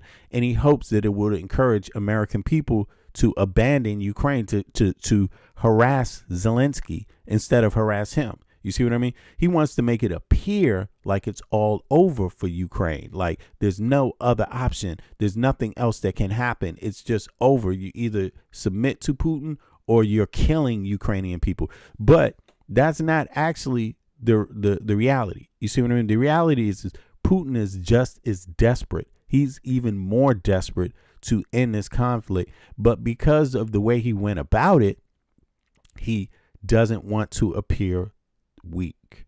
You know, that's the issue, because that will end him inside of Russia. You see what I mean? He threw the country into war that has killed more Russian citizens than any since World War II. That is only a feat a madman could achieve, right? And people in Russia are pissed about it. They know it because they see their sons and now, you know, dying, and some daughters dying across the country from impoverished communities too. You see what I mean? And so he needs this victory more than anyone else. He put his own life on the line with this war. And if it doesn't turn out the way he said it was, he's probably going to lose his life. You see, but Trump doesn't want you to know that. So this is not a strong regime. Like, Trump is not a strong administration. The Putin's regime is not really strong. They're weak, you know, but the problem is that they found a friend in Trump, the only friend that's willing to prop them up. Like, make no mistake about it. Putin may project strength, but if the EU was forced into defending itself, that is not something Putin or any Russian should like, because Russia only has 150 million people and is the biggest nation on earth geographically, and the EU is not the biggest space on earth geographically and has 450 million. They can mobilize weapons and people very rapidly, and they are organizing weapons very rapidly, more than, they do it very quietly, but they are, and it doesn't make CNN, and it doesn't make Fox News. It definitely don't make Fox News, and it barely makes any legacy media news. So Americans, don't be fooled by what you see in the media in Western and in the United States media cycle about Putin. He's a weak man. He's a weak administration, and Russia is weaker than it's ever been in probably like 30, 40 years, like straight up, No. Per ProPublica, the strategy group, quote, played a central role in Noam's 2022 South Dakota gubernatorial campaign. Corey Lewandowski, a fixture in Trump world and Noam's top advisor at do me a favor, click the like button, y'all. It helps more people get active on the stream or find out about the stream. Thank you. DHS has, quote, worked extensively with the firm as well. Oh, and as for strategy, the 220 million American taxpayer dollars. That's 220 million. Still no comprehensive immigration reform. No Republican is asking for comprehensive immigration reform. They don't want it. So that means they don't want in law to have an agreement about what type of immigrants they want and what type they don't and how they want them. That's not what the Republican Party wants. They just want TV shots of people being terrorized. That's it. Nothing else, But having said that, let's go on to Hegseth now. Hold on. We all know Hegseth is going to defend these strikes, and he's done it. Right. But this is the administration. They all behave the same. It's total hypocrisy. There's nothing strong about it. It is incompetence. It is total weakness. And, but yet Republican Party doesn't seem to be abjectly against weakness and hypocrisy. Oh, well, let's see. Let's see how it goes. Hold on here. I don't think it's going to move I don't think it's going to move too fast. They're scared. Secretary Pete. These Republicans are under threat, by their own MAGA party, violent threats, So if they go against Trump, and Marjorie Greene Taylor is going to tell you, because she's up next. Hegseth continues to stand by the U.S. military's highly scrutinized September strike on an alleged. How do you order a strike and then lie about it and say it wasn't you? But this is Hegseth. Drug boat. That's the attack that killed 2 people in a follow-up strike after they survived the first blast. And questions about the legality of the action are only growing louder as new details about the day come to light. The New York Times reports that according to multiple people who have seen video of the attack, the 2 survivors climbed atop the overturned hull and waved to something overhead, which some watching the footage interpreted as an attempt to surrender or a signal for rescue. The Atlantic writes this quote: footage of the 2 men's desperate final moments made some viewers nauseated, leading one to nearly vomit. And NBC News reports that Admiral Frank M. Bradley, the commander who oversaw this attack, told lawmakers U.S. intelligence concluded the drugs were not heading to the United States, but instead the boat was traveling towards Suriname in South America. That's according to an official and a person. And there's no evidence that there was drugs on the boat anyway, because they're not into collecting evidence. They're not into providing it because the American, Congress and Senate don't demand it. They're not demanding it because there's only one way you demand it, and that is to start impeaching people that don't provide it. Familiar with the briefing he gave. That comes as NYU law professor Ryan Goodman points out, contradicting what President Trump said on the attack. NBC also cites 2 U.S. officials and 1 person familiar with the congressional briefings who say Bradley told lawmakers that Hegseth ordered the military to kill all 11 people aboard the boat because they were on an internal list of narco-terrorists. See, now the information is sneaking out slowly because, after all, you American maggots that voted for them, you didn't have the right to the truth in the beginning. You had to wait some time. You're not owed the truth from Hegseth. even though they use your tax dollars to do it in the nation's name. You know, you're not owed that. You can wait like a bitch. Okay, you Republican people that voted. Your job is to wait until they're ready to give you the facts. And guess what? You ain't going to do. You ain't going to storm the Capitol to stop no Republicans to demand shit about this. You're going to sit down and shut up and accept it how you get it, because you are fucking losers. I mean, really, you're losers. You don't stand up for yourself. You don't stand up for your country. The only thing you fucking do is do what the billionaire class fucking arranged for you to do in the algorithm through their conspiracy theories, because you're so stupid you can't read through the fucking lines of the conspiracy theories and actually realize that these people are part of some bigger attack on your own fucking country, but you fall for it. I mean, to U.S. intelligence and military. There you go. This is what you get. This is what you get. The general told the truth, finally flips on Hegseth, and Hegseth flipped on him a couple of days ago, was like, I stand behind any choice he made. No, fool, you gave the goddamn order. And Hegseth tried to pretend like he didn't give the order. He stood there next to Donald J. Trump in the Oval Office and insisted he did not give that order by saying, I stand behind any decision the general made. How do you give an order and you act like it was his decision? How do you do that? Let's go back here. We're not heading to the UN to nearly vomit and wave to something overhead. The legality of the action are only growing louder as new details about the day come to light. The New York Times reports that according to multiple people who have seen video of the attack, the two survivors climbed atop the overturned hull and waved to something overhead, which some watching the footage interpreted as an attempt to surrender or a signal for rescue. The Atlantic writes this. Well, what do you think it means? What do you think it means? Have you ever been in a boat that got blown up? How would you react in that boat when it gets blown up? Okay, sinking, half of it sunk, and just one half of it still floating. What do you think you'd be doing? I mean, you know, come on. That just is ridiculous that they could even describe it as. Some saw it as no duh, because some people obviously have their brains screwed on correctly. I mean, you know, what would you think? What else do you want to make up? You think Spider-Man was just going to hop off the boat and fucking attack and throw the whole ship in spider webs and shit? Like, what the fuck? Quote, footage of the two men's desperate final moments made some viewers They thought one was going to just have superpowers suddenly. I mean, what the hell? Nauseated, leading one to nearly vomit. And NBC News reports that Admiral Frank M. Bradley, the commander who oversaw this attack, told lawmakers U.S. intelligence concluded the drugs were not heading to the United States, but instead the boat was traveling towards Suriname in South America. Nauseated, leading one.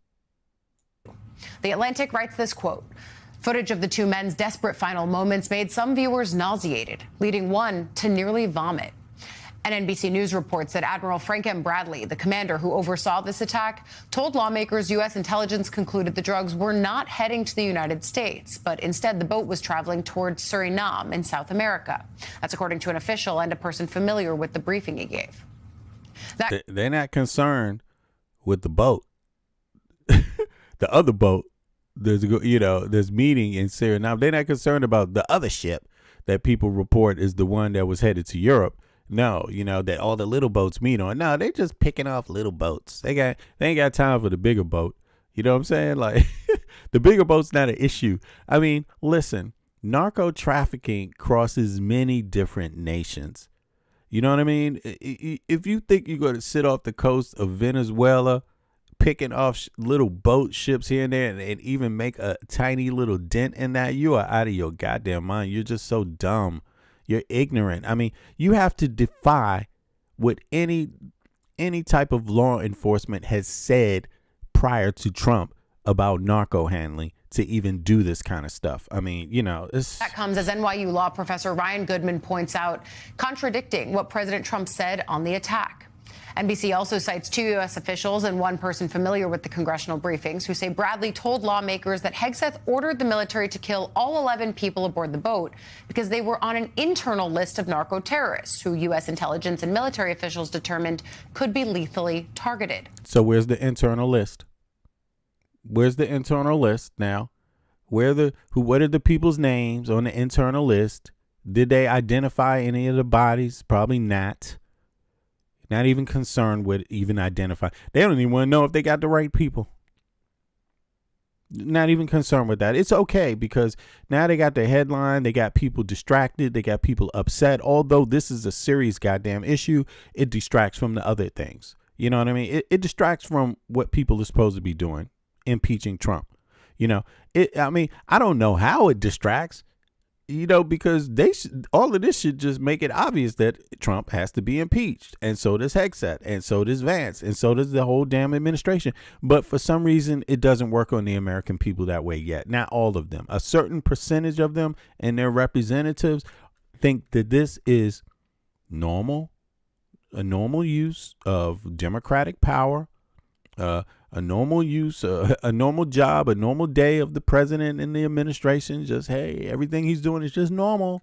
And it's all Biden did it. Why can't we? Okay. You don't see signs of Biden doing this at all. But, you know, that will be the answer that they make towards everything, like a robot, almost like who's telling them to say this? I mean, quote, and while the survivors were not armed, Bradley said the mission identified the drugs as the threat to the U.S. MS Now has not independently confirmed that reporting, but Goodman writes that if it's correct, not only were the drugs admittedly headed elsewhere, but, quote, or to combat is or to combat. List doesn't affect that. World War II Germans may have a list of American soldiers, but if they're shipwrecked, killing them is a war crime. Over the weekend, Secretary Hegseth defended the military's decision. From what I understood then and what I understand now, I fully support that strike. I would have made the same call myself. Those that were involved in 20 years of conflict in Iraq and Afghanistan or elsewhere know that reattacks and restrikes of combatants on the battlefield happen often. In this particular case, it was well within the authorities of Admiral Bradley, who's you see that? So he's putting it on Bradley right there, although Bradley says it was an order. Incredible American, an American hero. And the 22 or 23 strikes since have followed the similar protocol of ensuring we meet the criteria. The decision's not at my level anymore. Oh, really? So you see how conveniently he threw that out there? The decision's not on his level anymore. So now he's trying to say it's not my decision anymore. It was my order, but it's not my decision. And then we take the strike. And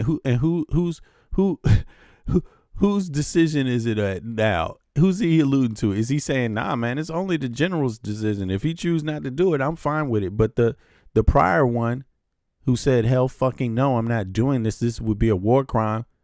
They pushed out straight up. The one who had all the experience for 20 years being the leader of Southcom, they just pushed out. Found a new guy who's going to do it. Bradley, who's an incredible American, an American hero.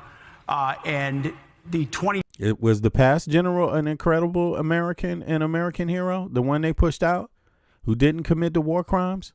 2 or 23 strikes since have followed the similar protocol of ensuring we meet the criteria. The decision's not at my level anymore. And then we take the strike. All right. Well, you know, you're not going to convince maggots of anything when it comes to killing people indiscriminately or terrorizing them. MAGA people don't care about that. That doesn't move them emotionally to do anything, and it doesn't push their representatives. It doesn't move their representatives to do anything. You know, I mean, a few of them have come out in media and insinuated that, you know, they feel a little certain kind of way. They have feelings a little bit, but ultimately, not really. Not really. It's not the kind of movement you would think is urgent if you want to stop killing innocent people. You know, so they haven't really gone that far to say, you know, to take action to make sure innocent people aren't killed or have their rights violated. This Congress doesn't, and this Senate doesn't really do that. They're the first to abdicate that to the presidency.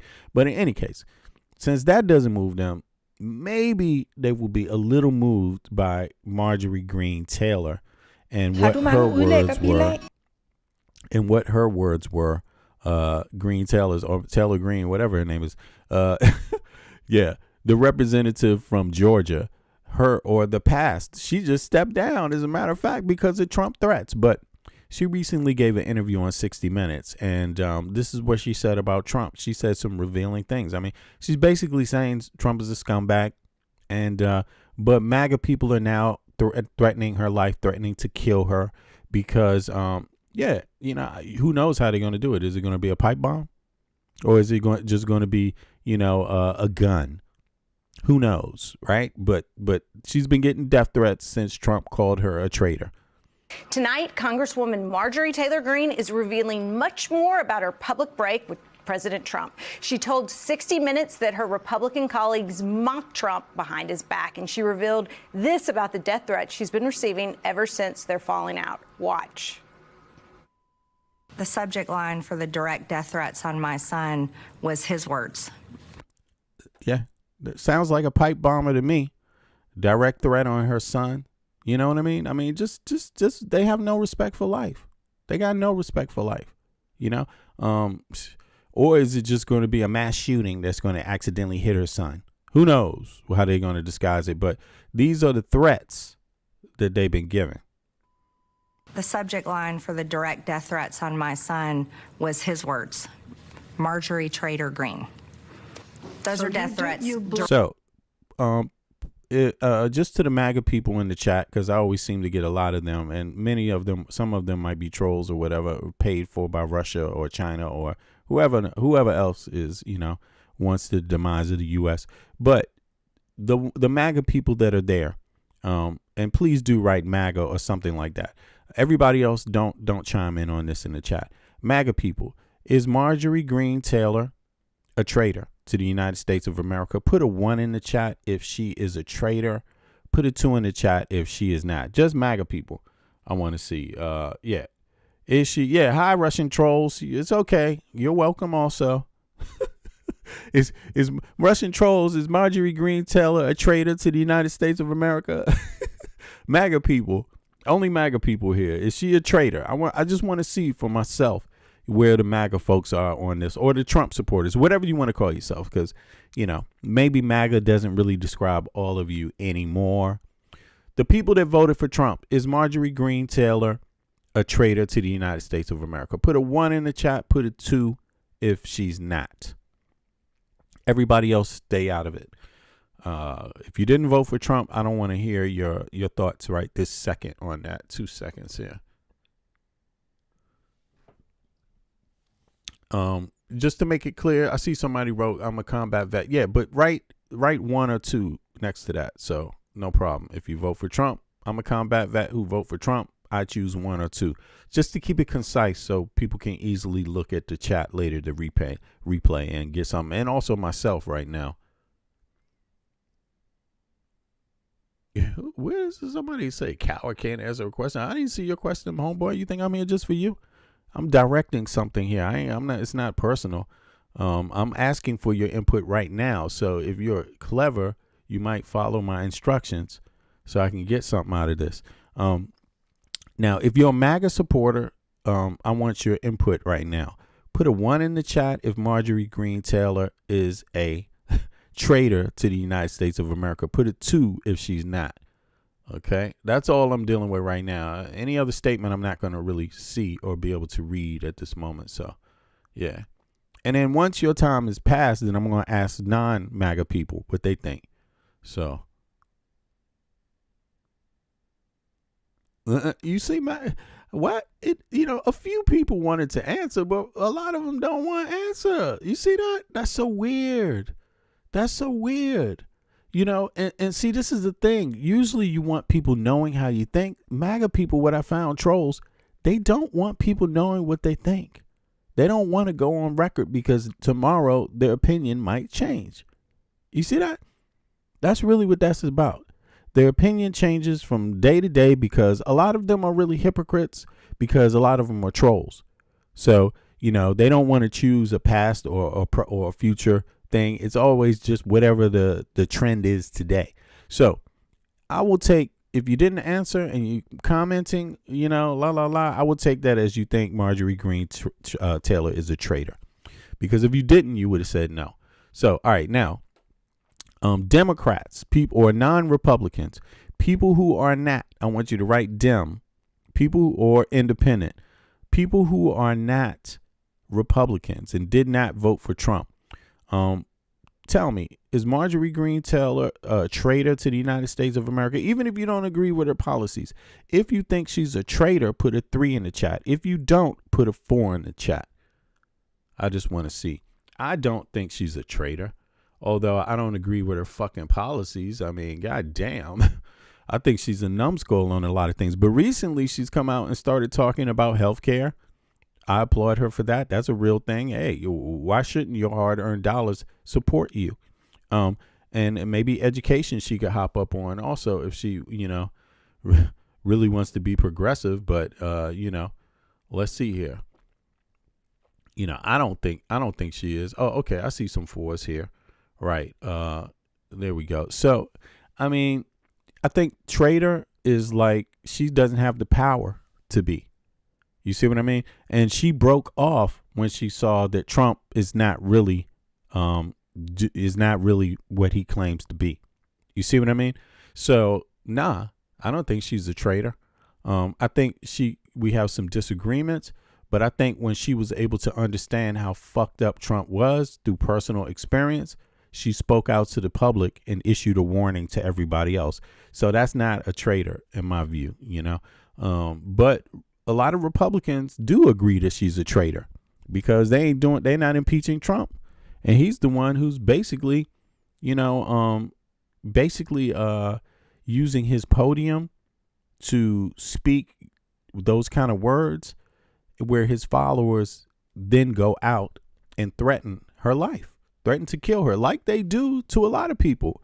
And that's wrong, So, and it's also weak because only a weak leader does that. A weak leader that thinks he have to use death threats to get someone to go along with what they believe.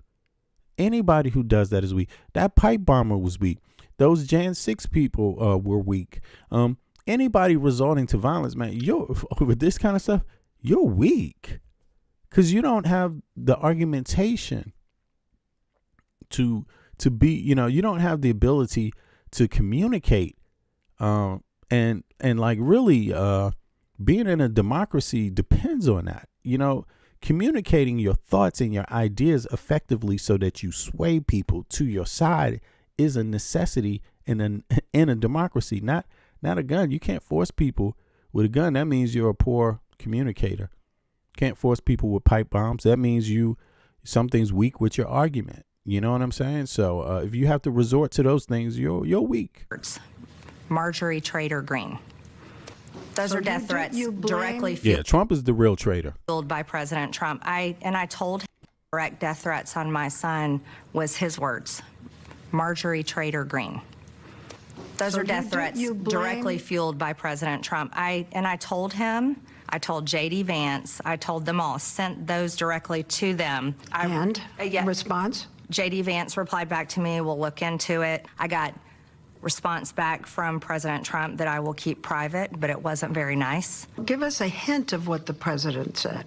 It was extremely unkind. Was it misogynistic? Well, Jason and Nikki are back with us, and that does not sound like she's going quietly in the night. That sounds like a woman who has ammunition and she's mad and she's going to tell her story, and it's not a very flattering one to Donald Trump. No, absolutely not. And of course, it's awful that Greene and her family were going through that kind of thing. But at the same time, I can't help but recall watching the last, 6 years of Marjorie Taylor Greene encourage that same sort of behavior towards Trump's critics, towards school teachers who supported their LGBTQ students, to librarians, doctors, anyone who sort of contradicted the Trump agenda. And I'm glad she's speaking out. I'm glad she's talking about the rank hypocrisy within the Republican ranks, where it's so clear most of the time that these people don't actually believe what they're saying, but are sticking with it anyway because they're afraid. Somebody in the chat said President Trump is a good man and he's doing good by America. Yo, man, you should, would you want President Trump, obviously he's not your president. This must be somebody from another country that's saying that. But listen, you know, I could understand someone who's not an American citizen, or even more, someone who's an enemy, who professes to be an enemy of the United States and is a troll saying that. But I'm curious, like, how many American citizens know that the U.S. dollar has shrunk significantly? I think it's something like 6% under Trump this term. Have you heard that? Have any of you heard that? Let me just, I don't want to deviate from her, but just a second, because I don't know how you can like this, you know? I don't know how that could be considered good by anybody, especially in a country where people have to pay for education, pay for healthcare. The value of your dollar for everything else, your spending power should matter, right? But here, let me see something. How much has the USA dollar shrunk in 20? I mean, I look at this stuff every day myself, but a lot of people don't. So let me just bring this up. I didn't look at it I looked at it a week ago, and it was quite significant. And I know when you go to the grocery store, it matters. But let me open this one up real quick. Does that open? Right. Let's see here. Let's go over. Okay, it says here that the broad dollar index, often U.S. dollar index, which tracks the dollar versus a basket of other major currencies, fell by about 10 to 11% during the first half of 2025. That's more than I even thought, yo. Yeah, that's not, I don't know how conservative, but I know I thought it was 6%. But listen, some analysis going beyond mid-year put the full year depreciation or trade weighted dollar. This should be of extreme significance to any American citizen or person using the U.S. dollar for trade, for buying things. A trade weighted dollar declined 2025 at around 8%. Right? Trade weighted dollar. That's the dollar which you get out of when you buy something or barter things. Buying is trade. The decline in 2025 is described as the steepest dollar slide in decades, reflecting a sharp loss of value relative to other. I mean, people are losing their farms, and these billionaires are buying them up. Same billionaires that said they were going to help, but Trump said he was going to help. They're caving in on their farms now. In short, the U.S. dollar lost roughly 1/10 of its value during 2025, one of the largest single drops in recent history. And of course, MAGA people won't believe this because they need someone to tell them from Russia what's going on, or China with the U.S. dollar, over some troll network, or over some troll, social media outlet, you know. But in any case, back to Marjorie Greene's out. I don't know how you could think that something's right about that, but especially if you're a person that believes in capitalism. But oh well, you know, not saying you should believe in capitalism, but I just mean even in a little capitalism, you know, because there's nothing pure capitalist, you know, in the United States of America anyway. But because you fund and you subsidize billionaires, so. But in any case, you have Social Security too. That's not a capitalist endeavor, by the way. And you should be happy it's not. But in here, let's go back to Marjorie Greene Taylor. A primary challenge or a Mean Truth Social post, but you had years to do that. This has been going on for ages, and the fact that she's coming out and saying this in this moment where it seems abundantly clear that, well, there's very early signs that could lead to excess confidence that 2026 might be a blue wave election. Now, when she's choosing to step out with her millions, with her pension, is when she's choosing to talk about all this. Like, I'm sympathetic. Right. It basically, it's self-centered, the maneuvering she's doing. It's not, you know, don't get me wrong. I'm all for what she says, and I do think it's totally wrong. The death threats, you know, fuck that. That should be unequivocally considered wrong by everybody. Everyone should consider that wrong. And the mere fact that elected officials and judges and all of this have to, on a norm, deal with this. Like, look, all Democratic Party elected officials in Congress or in the Senate deal with death threats every single day. Multiple, you know. Republicans 2 judges. You know, it's getting serious. I don't know if it's all, but it's a good number of them. You know, and Marjorie Greene Taylor is just one of them, right? But the thing about her own policies is that she was capping for Trump for a long time, and these were destructive policies. She knew that. She voted for Trump herself. And Trump, why didn't she have the instinct to know that what this guy is up to is what the Democrats said he was up to? She knew. They said they were going to cut health care. So why didn't she stand against him in the first place?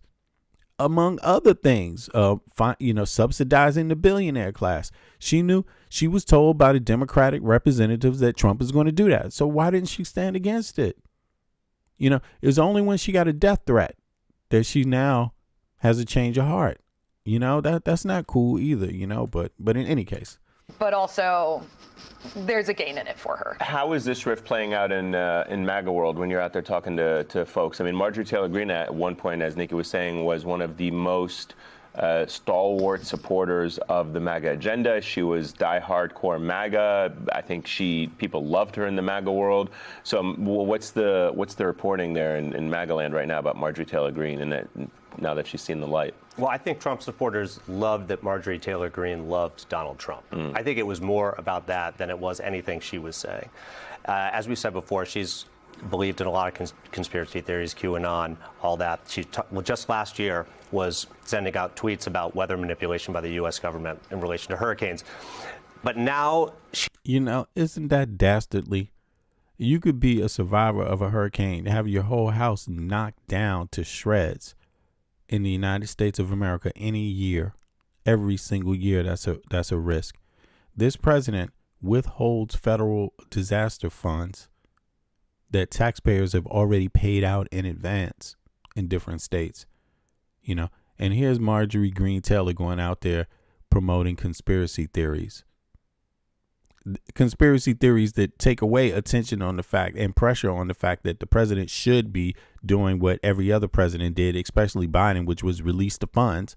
Instead, he withheld funds, and she's spreading conspiracy theories. You know, I mean, it's incompetence, yo. She's really picked a convenient time to do this and I'm wary of it. I'm of two minds, kind of, where I'm happy that she's doing this and she's speaking truth, but she has had 6 years to, and she's seen this firsthand with her colleagues who have been attacked by Donald Trump, Republicans as well, who have tried to go against him, and they face death threats. Yeah. And Democrats, too. And Democrats, you know, there have been acts of violence that... Some Democrats were murdered. Elected officials were murdered just in the last year. Have maybe been encouraged by Donald Trump, or at least by some of his rhetoric, and they were carried out by someone. And others had one had their home breached. 2 had their home breached. Right, 1, 2. So I think 1 was murdered, the 2 were murdered. 1 almost, you know, a person breached their home. Who was that in Pennsylvania? The governor there. Yeah, somebody tried to kill him. I mean, of his supporters. So I do think it's a little odd that she's doing this about face now. And look, if she sticks with it and she really believes this, like I believe in forgiveness. I think you can forgive the past, but if you really owning up to what you did, and you let people know that you understand how harmful what you did with the harm it caused. If you speak openly about it, then yeah, I believe in forgiveness too. But if you just play this charade like it's not owed while you expect American taxpayers to pay your bills, yo, that's fucked up, man. That ain't cool, yo. It's not cool. I really want to see how this plays out in the next month and 6 months. Kind of seems. All right, so I'm gonna end out, but listen, there's one other thing that's going on. I was speaking earlier about this. The role that the media plays, legacy media plays in, you know, how perception is built in the United States. And a lot of people want to encourage American citizens' perception. They want to harness it. They want to curate it. You know what I mean? And I was saying, you know, Putin and Trump administration largely relies on media perception. So in media, how can I say this? They're really, really aware of media and and how to use it, right? So they're effective in using the media. Sadly enough, Trump is very, very effective in using the media, and they almost are more concerned about that than how they govern or anything else. And Putin is really the same way, right?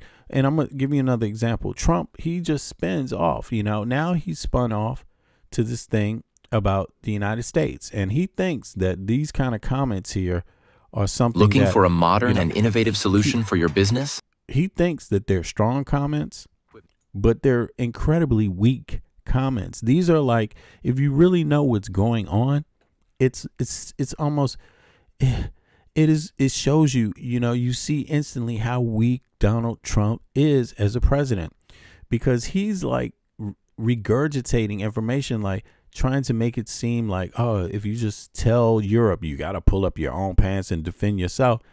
A lot of American people see that and they believe that that's what's going. They believe that somehow how Donald Trump told Europe what to do. Man, again, the United States has 350 million people. The EU has 450 million. The EU GDP is like 17 trillion. The U.S. is close to 30 trillion, but the dollar is sinking. It's slowing down. The U.S. was on an automatic path to $1 trillion every year, gaining it. That stopped with Donald Trump. It's not on a path for that anymore. Right. But in any case, when you're dealing with economics and manpower, the EU is an incredibly strong entity on the face of the earth. You American citizens have to understand that. The EU doesn't want war, but they were partners of the United States of America. So they don't need to do what the U.S. is doing well. They can do other things, and they've had the impact on American citizens' lives, Now, telling them to defend themselves, that's not harming the EU. The EU doesn't matter or doesn't mind making more weapons. They moved very quickly to making more weapons. In fact, if you had a brain, you wouldn't want them to do that. But this is what Putin and Trump have caused. Now the EU is about to turn into a weapons making place. Yes, because of how Trump is dealing with this. And where do you think those weapons, what impact, what footprint do you think those weapons are going to have on the world? First of all, you better understand something. Russia is the biggest geographical country on earth, but it lacks people. It only has 150 million people. It cannot if they wanted war, that's why I told you Putin projects. This is about what's on TV. If they wanted war with the EU, the EU would devastate Russia. You see what I'm saying? Like straight up, 450 million people is a lot more people than Russia has at its doorstep. You better understand that. And 450 million people ain't just going to sit down for a shitty little short dictator who's robbed all of his citizens, and trampled on people's lives constantly in the Eastern world. That's not happening over here. You see what I'm saying? And Donald Trump likes to make it seem like that's what can happen. No. Donald Trump, through being a strong leader, could have ended the Ukraine conflict, but he chose to be a weak leader and a Putin, a Putin dick rider, basically, a Putin nutsack rider. You know what I'm saying? And for whatever reason, right, he chose to be weak towards Putin and try to be, put double pressure on Zelensky, like Ukraine wasn't invaded in the first place. They were fucking invaded twice. Okay, they didn't want war. The war was brought to their doorstep. You see what I'm saying? But they actually whipped a whole lot of Russian ass. I mean, how do you start a war where you lose more people than you've lost since World War II? This is the incompetence of Putin. You shouldn't be cheering that on unless you want Russians to die. I mean, what the fuck? You shouldn't cheer that on. That's a disgrace by any means. If he doesn't give a fuck about his own people's lives, he definitely don't care about anybody else's. But in any case, Russia lost more soldiers than since World War II. No other superpower has come anywhere close.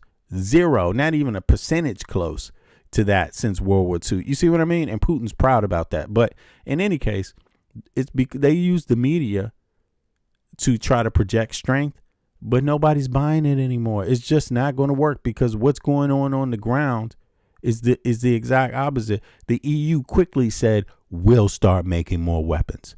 Poland, instantly. Poland, they put more of their GDP towards weapon manufacturing in their military than the United States does. Did you know that? Just instantly. So it's not like the EU was running away from making weapons. By the way, the last we heard, nobody wanted Germany to have an army anymore since World War II. Not an army that leaves, does anything outside of its own borders. That was the norm, that Germany wouldn't do that. Guess who just changed that? Putin and Trump. Congratulations. Congratulations. Total opposite policy now. Now the EU has carte blanche because of Putin and Trump to make all the weapons they want to make. Is China okay with that?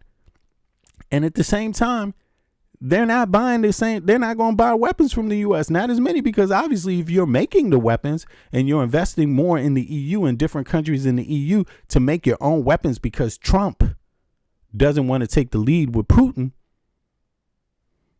Okay, we'll see where that goes. But in any case, here's what's going on in the media, and then I'm out. Where we round up some more topical issues in the news cycle. I'm your host, Benjamin Lee. The United States has released a new national security strategy that outlines a major change in its approach to Europe. The document moves away from NATO's long-standing open door policy while calling on European allies to take greater responsibility for their own defense. Take greater responsibility for your own defense. Listen, any presence that the United States had across the globe in any place, it was never for free in the first place. Don't you ever be confused by that. You know, any presence that the U.S. had, it's for a reason, and that was trade. That was trade. So the EU didn't mind the U.S. getting the lion's share of trade wherever its presence is, because they know there's only 17 trillion. So so they didn't mind that. They didn't mind the U.S. getting the lion's share of the business. Now the U.S. has said, we don't want that business. Yo, that's literally what they said. And they opened up a new strategy, a new lane for the EU. And that is, we don't have to rely on the U.S. for weapons. Do you know how many people in the EU wanted that policy a decade ago? Yes. A lot of EU citizens said, stop giving in to the U.S. That's what they said. And weapons was a part of it. We need to make more shit ourselves, for ourselves. Stop relying on the U.S. They're not a reliable partner. They said that the last time Trump came in office. How many years ago was that? You see what I'm saying? That was over a decade ago. You see?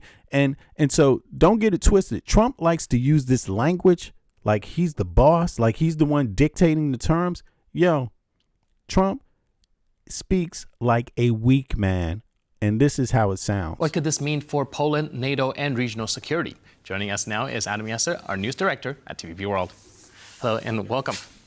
Hello, thank you. So we're taking a look at this new document, and of course, a lot of emotions has been stirred up. And I mean, this is just something he wants to use in the media to draw attention away from how bad his popularity is in the U.S. This announcement means nothing to nobody. The EU is laughing at it like, oh, right. You think we didn't already? You think we didn't get the message 10 years ago, and we definitely, or over a decade ago, and we definitely got the message already with this. This is, he's acting like people didn't think that he was already trying to pull out of NATO. He announced that his first term and then didn't. And then somehow the U.S. is in it. And now he's pretending like that wasn't his plan the whole time. Man, Donald J. Trump, get the fuck out of European business. Yeah. And if you want to leave NATO, get the fuck out of NATO.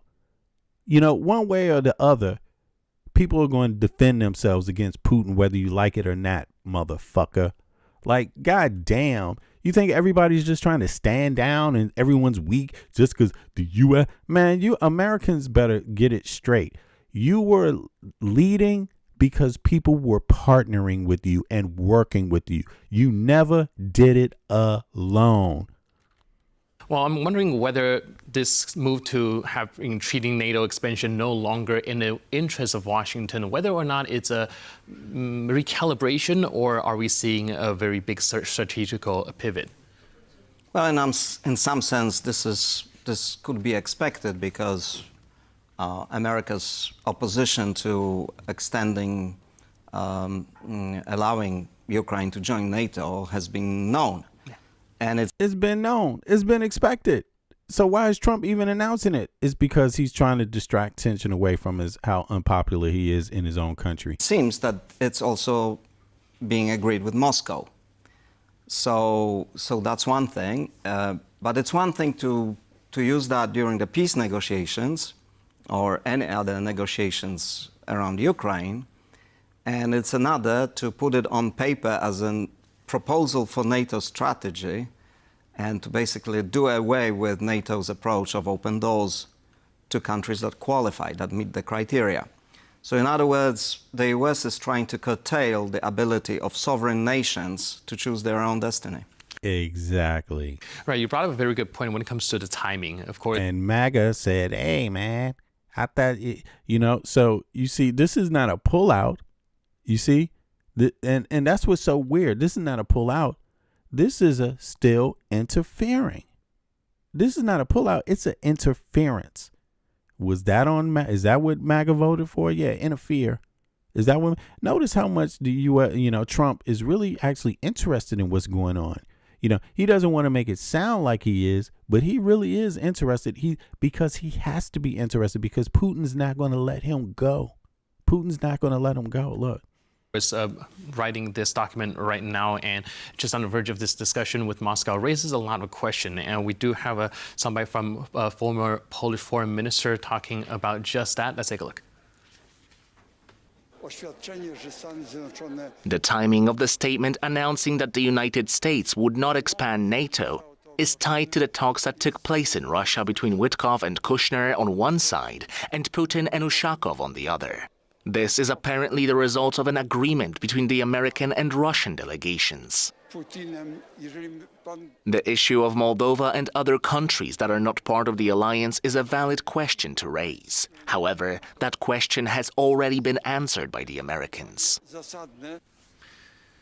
Do you think we're essentially entering an era of more bilateral sort of security cooperation? And do you think NATO and its kind of the Washington's reluctance to have Ukraine becoming a part of it signals sort of a weakness in the alliance as a whole? I think the important point to stress that this national strategy identifies Europe, of all places, as a place which actually is run contrary to US interests. Europe is singled out as a continent, as an organization, the European Union, which is malfunctioning, and that the Americans want all kind of Eurosceptic and rebellious forces in Europe to change it. In other words, Donald Trump literally thinks Europeans should not organize in their own defense. That's what he thinks, and he's found a way to ask for that. Of course, that's idiotic. It's ridiculous because, to be honest, that's never going to happen. That's never going to happen. European independent nations just being singled out and not operating as a collective will be each individual destruction. It will be the destruction of languages, culture, independent language, culture. You see what I mean? They all stand together, but they all have different histories, different cultures, different languages, things that would be decimated if they didn't stand together. You see what I mean? Now, a lot of Americans may not understand that, but that's part of the dynamic of what's going on in Europe, right? So they've actually done quite well. Look, it's the US dollar that sunk 10% since Trump has been in office. It's the US dollar. Look, I use the Danish kroner. I live in Denmark as an American citizen. I watch the value of the dollar. You see what I mean? Daily. I saw that. I was like, what the hell? Like, damn, the US dollar sunk that much, and it sunk against the krona, the Danish krona. A small nation's dollar, a huge nation's dollar sunk 10%, while a small nation's dollar stayed steady. So, American citizens, you can go along with this if you want, but it almost appears like Trump is on a suicide path for the United States and its citizens. I mean, and I don't see how people could see it. You could understand why. I don't see how people could see it any differently. But everybody's entitled to their own opinion. But I got to tell you, I'll be here looking at it, watching it. I was here during the plummet of the US dollar. I mean, I've been here since January. All this time I've been talking my shit over the net. That's what happened. US dollar sunk. Oh, well, glad I'm not using the US dollar. Flat out. It's not I made a different decision. I made a decision not to use the US dollar. Thank God I made that decision. And why did I do it? Because there's a madman at the helm of the United States of America that I predicted really wanted the destruction of the U.S. and want to put American citizens into slavery. Like, not just the black people. Okay. So, but in any case, this is the new line that's coming out of the EU, and EU, they've been incredibly thankful and kind and respectful to the United States of America and its people. You see what I mean? American citizens have never had any issue living in the EU. We've never really had any issue. You know what I mean? Like, people have pretty much respected the fact that the U.S. has stood up and stepped up on global affairs in the EU. They've never once been hostile towards the people of the United States of America and or the country. And in fact, they've been friends. Denmark has been one of the closest allies of the United States since World War II. You see what I mean? And many EU countries have been since that period. And that's what NATO was built on. You see what I mean? And, to see one person change so much, of course, Europeans are, saddened by that. But they're not sitting down and waiting for some positive to happen. They're not sitting around and waiting for the U.S. to tell them what to do. Like, that would be ridiculous. And if any American citizen thinks that, you're a goddamn fool. You need to pay attention to your dollar. It looks like you're sitting around waiting for someone to save your dollar. What are you doing about your dollar decreasing 8 and 10% since Trump has been in office? Are you doing anything about that? Or are you just out there, trying to harass immigrants? This is the price for your policies, But this one little thing right here is just going to illustrate how Putin relies on Trump for media exposure, And it shows you they came out of this meeting, and what did Putin do? He instantly started bombing Ukraine again, bombing civilian areas, just indiscriminately, right? Because he wants it to be in the Western newspapers, and more importantly, he wants it to be in the U.S. newspapers, because he wants American citizens to think the EU is weak. That's what he wants. He wants them to think that it's only going to stop if you capitulate to him. Yo, that's not what's going on here. Ukrainian people will never give up. And the reason why is because Vladimir Putin is basically out to, commit genocide from day one anyway. They know that. You see what I mean? They know that. Secondly, they don't want to be Russian because of that. You know what I'm saying? Because of that. You see what I'm saying? So this is only morphed. The players has only morphed. The U.S. has pulled out and the EU is pulling in. And you got to ask yourself, Putin, is that what you wanted? Because, again, because of Trump and Putin, one thing they have been successful to do, which no one else had the power to do, was make the EU more militarized, build more of their capacity to defend, and not rely on the United States weapons. You see, when you get weapons and you have weapons deals with people, they also get to kind of negotiate how you use them. And that's what NATO did. The U.S. had a lot of influence over how you use this stuff. But Donald J. Trump, he's actually capitulating. He's pulling back. He's saying we're not going to take the lead on Ukraine. And the EU is like, okay, well, we know what that means, so we better start making weapons.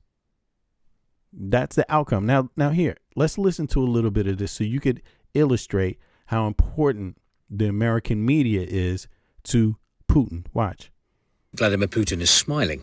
First, a state visit to India that highlighted how Western efforts to isolate Russia have failed.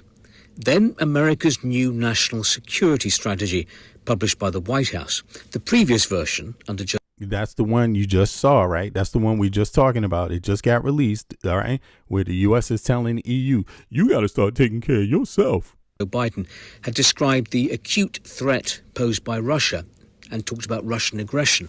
This updated document has much softer language about Russia and accuses the European Union of trying to undermine political liberty and sovereignty. So they're the ones that's trying to undermine individual liberty and sovereignty of Ukraine. That's laughable. The Ukrainians are like, what the fuck? This is so crazy. And if you're an American citizen and you buy this, you're a goddamn fool. But again, you're okay with your dollar shrinking 8 to 10% in just 8 months? This morning's Russian papers are loving it. The government paper Rossiyskaya Gazeta welcomes Russia's removal from the list of threats and calls it a revolutionary document. Komsomolskaya Pravda sums up Washington's message as Moscow's no longer our enemy. Trump has sharply changed his foreign policy priorities. The document talks about Europe almost with disdain, telling it to stop riding on the back of America for defense and security. The Europeans must take care of this themselves. You see, it's the split tongue here. So he wants America, he wants to send out a message that that's what Europe has been doing, which they haven't been. But he's not telling you the flip side. The flip side is that they canceled U.S. weapons deals. They've been doing that since Trump was coming in office. And they issued directives on the ground. They issued loans, billions, and the EU put out billions, not loans, of dollars.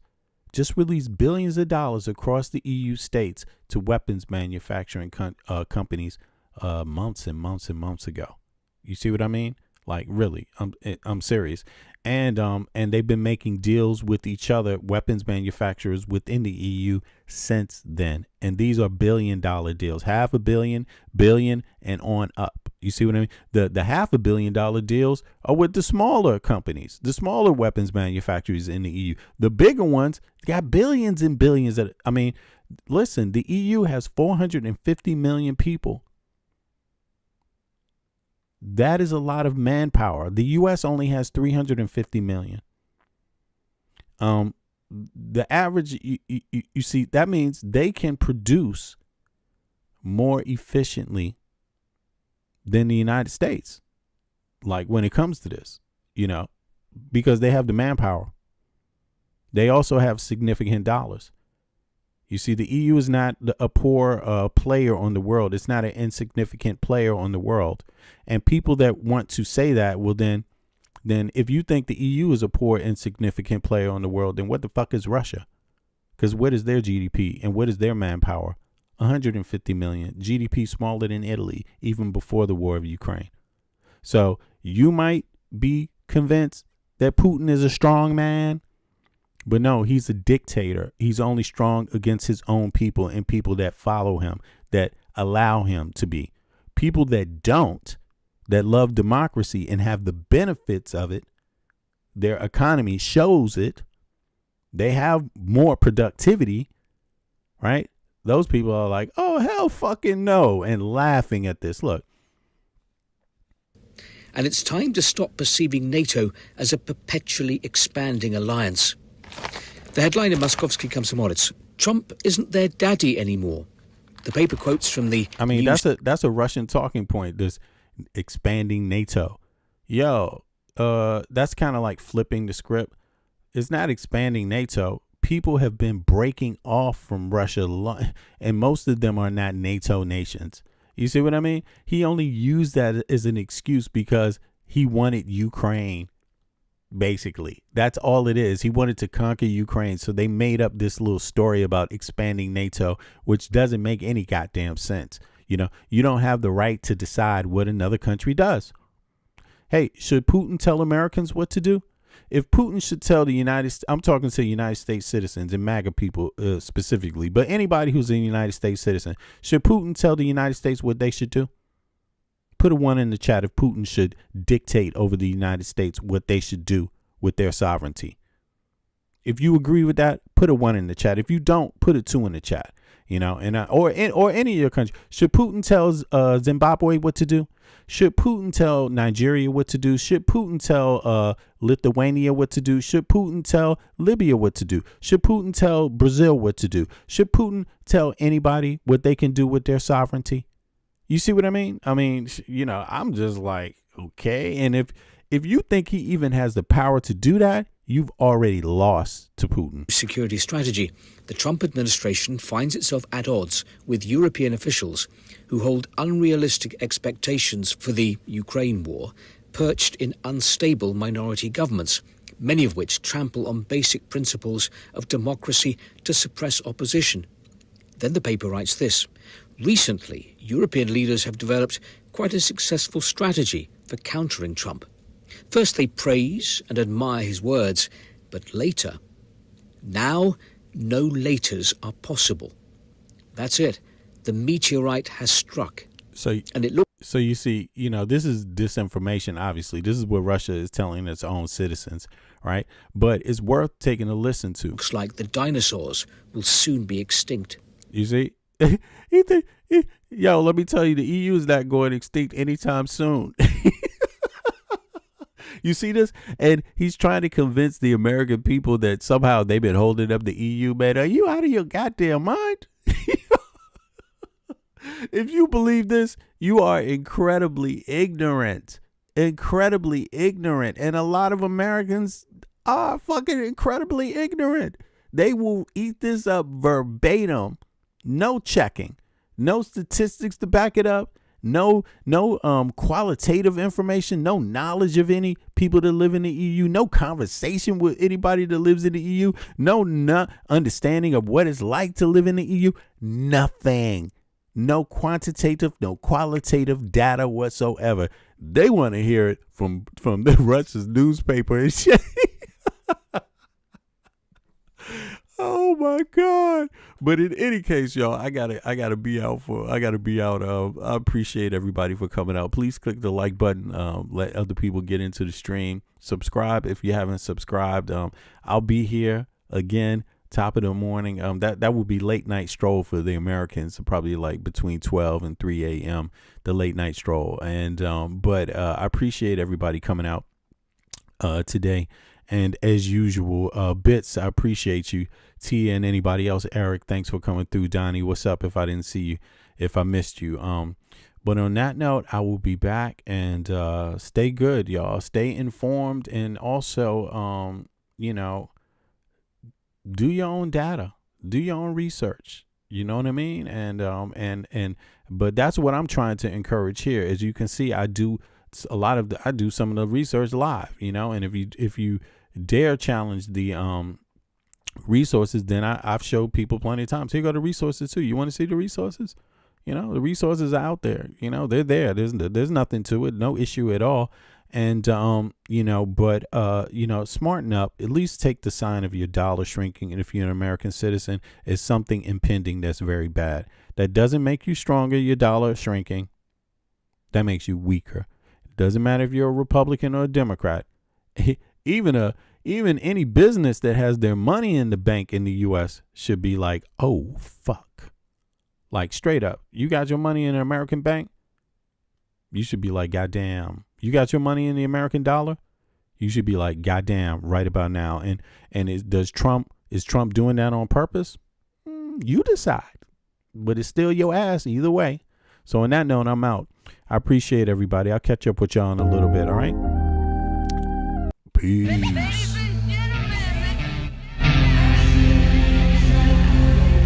It's the Epstein files, y'all. All right? Impeach Trump. 1.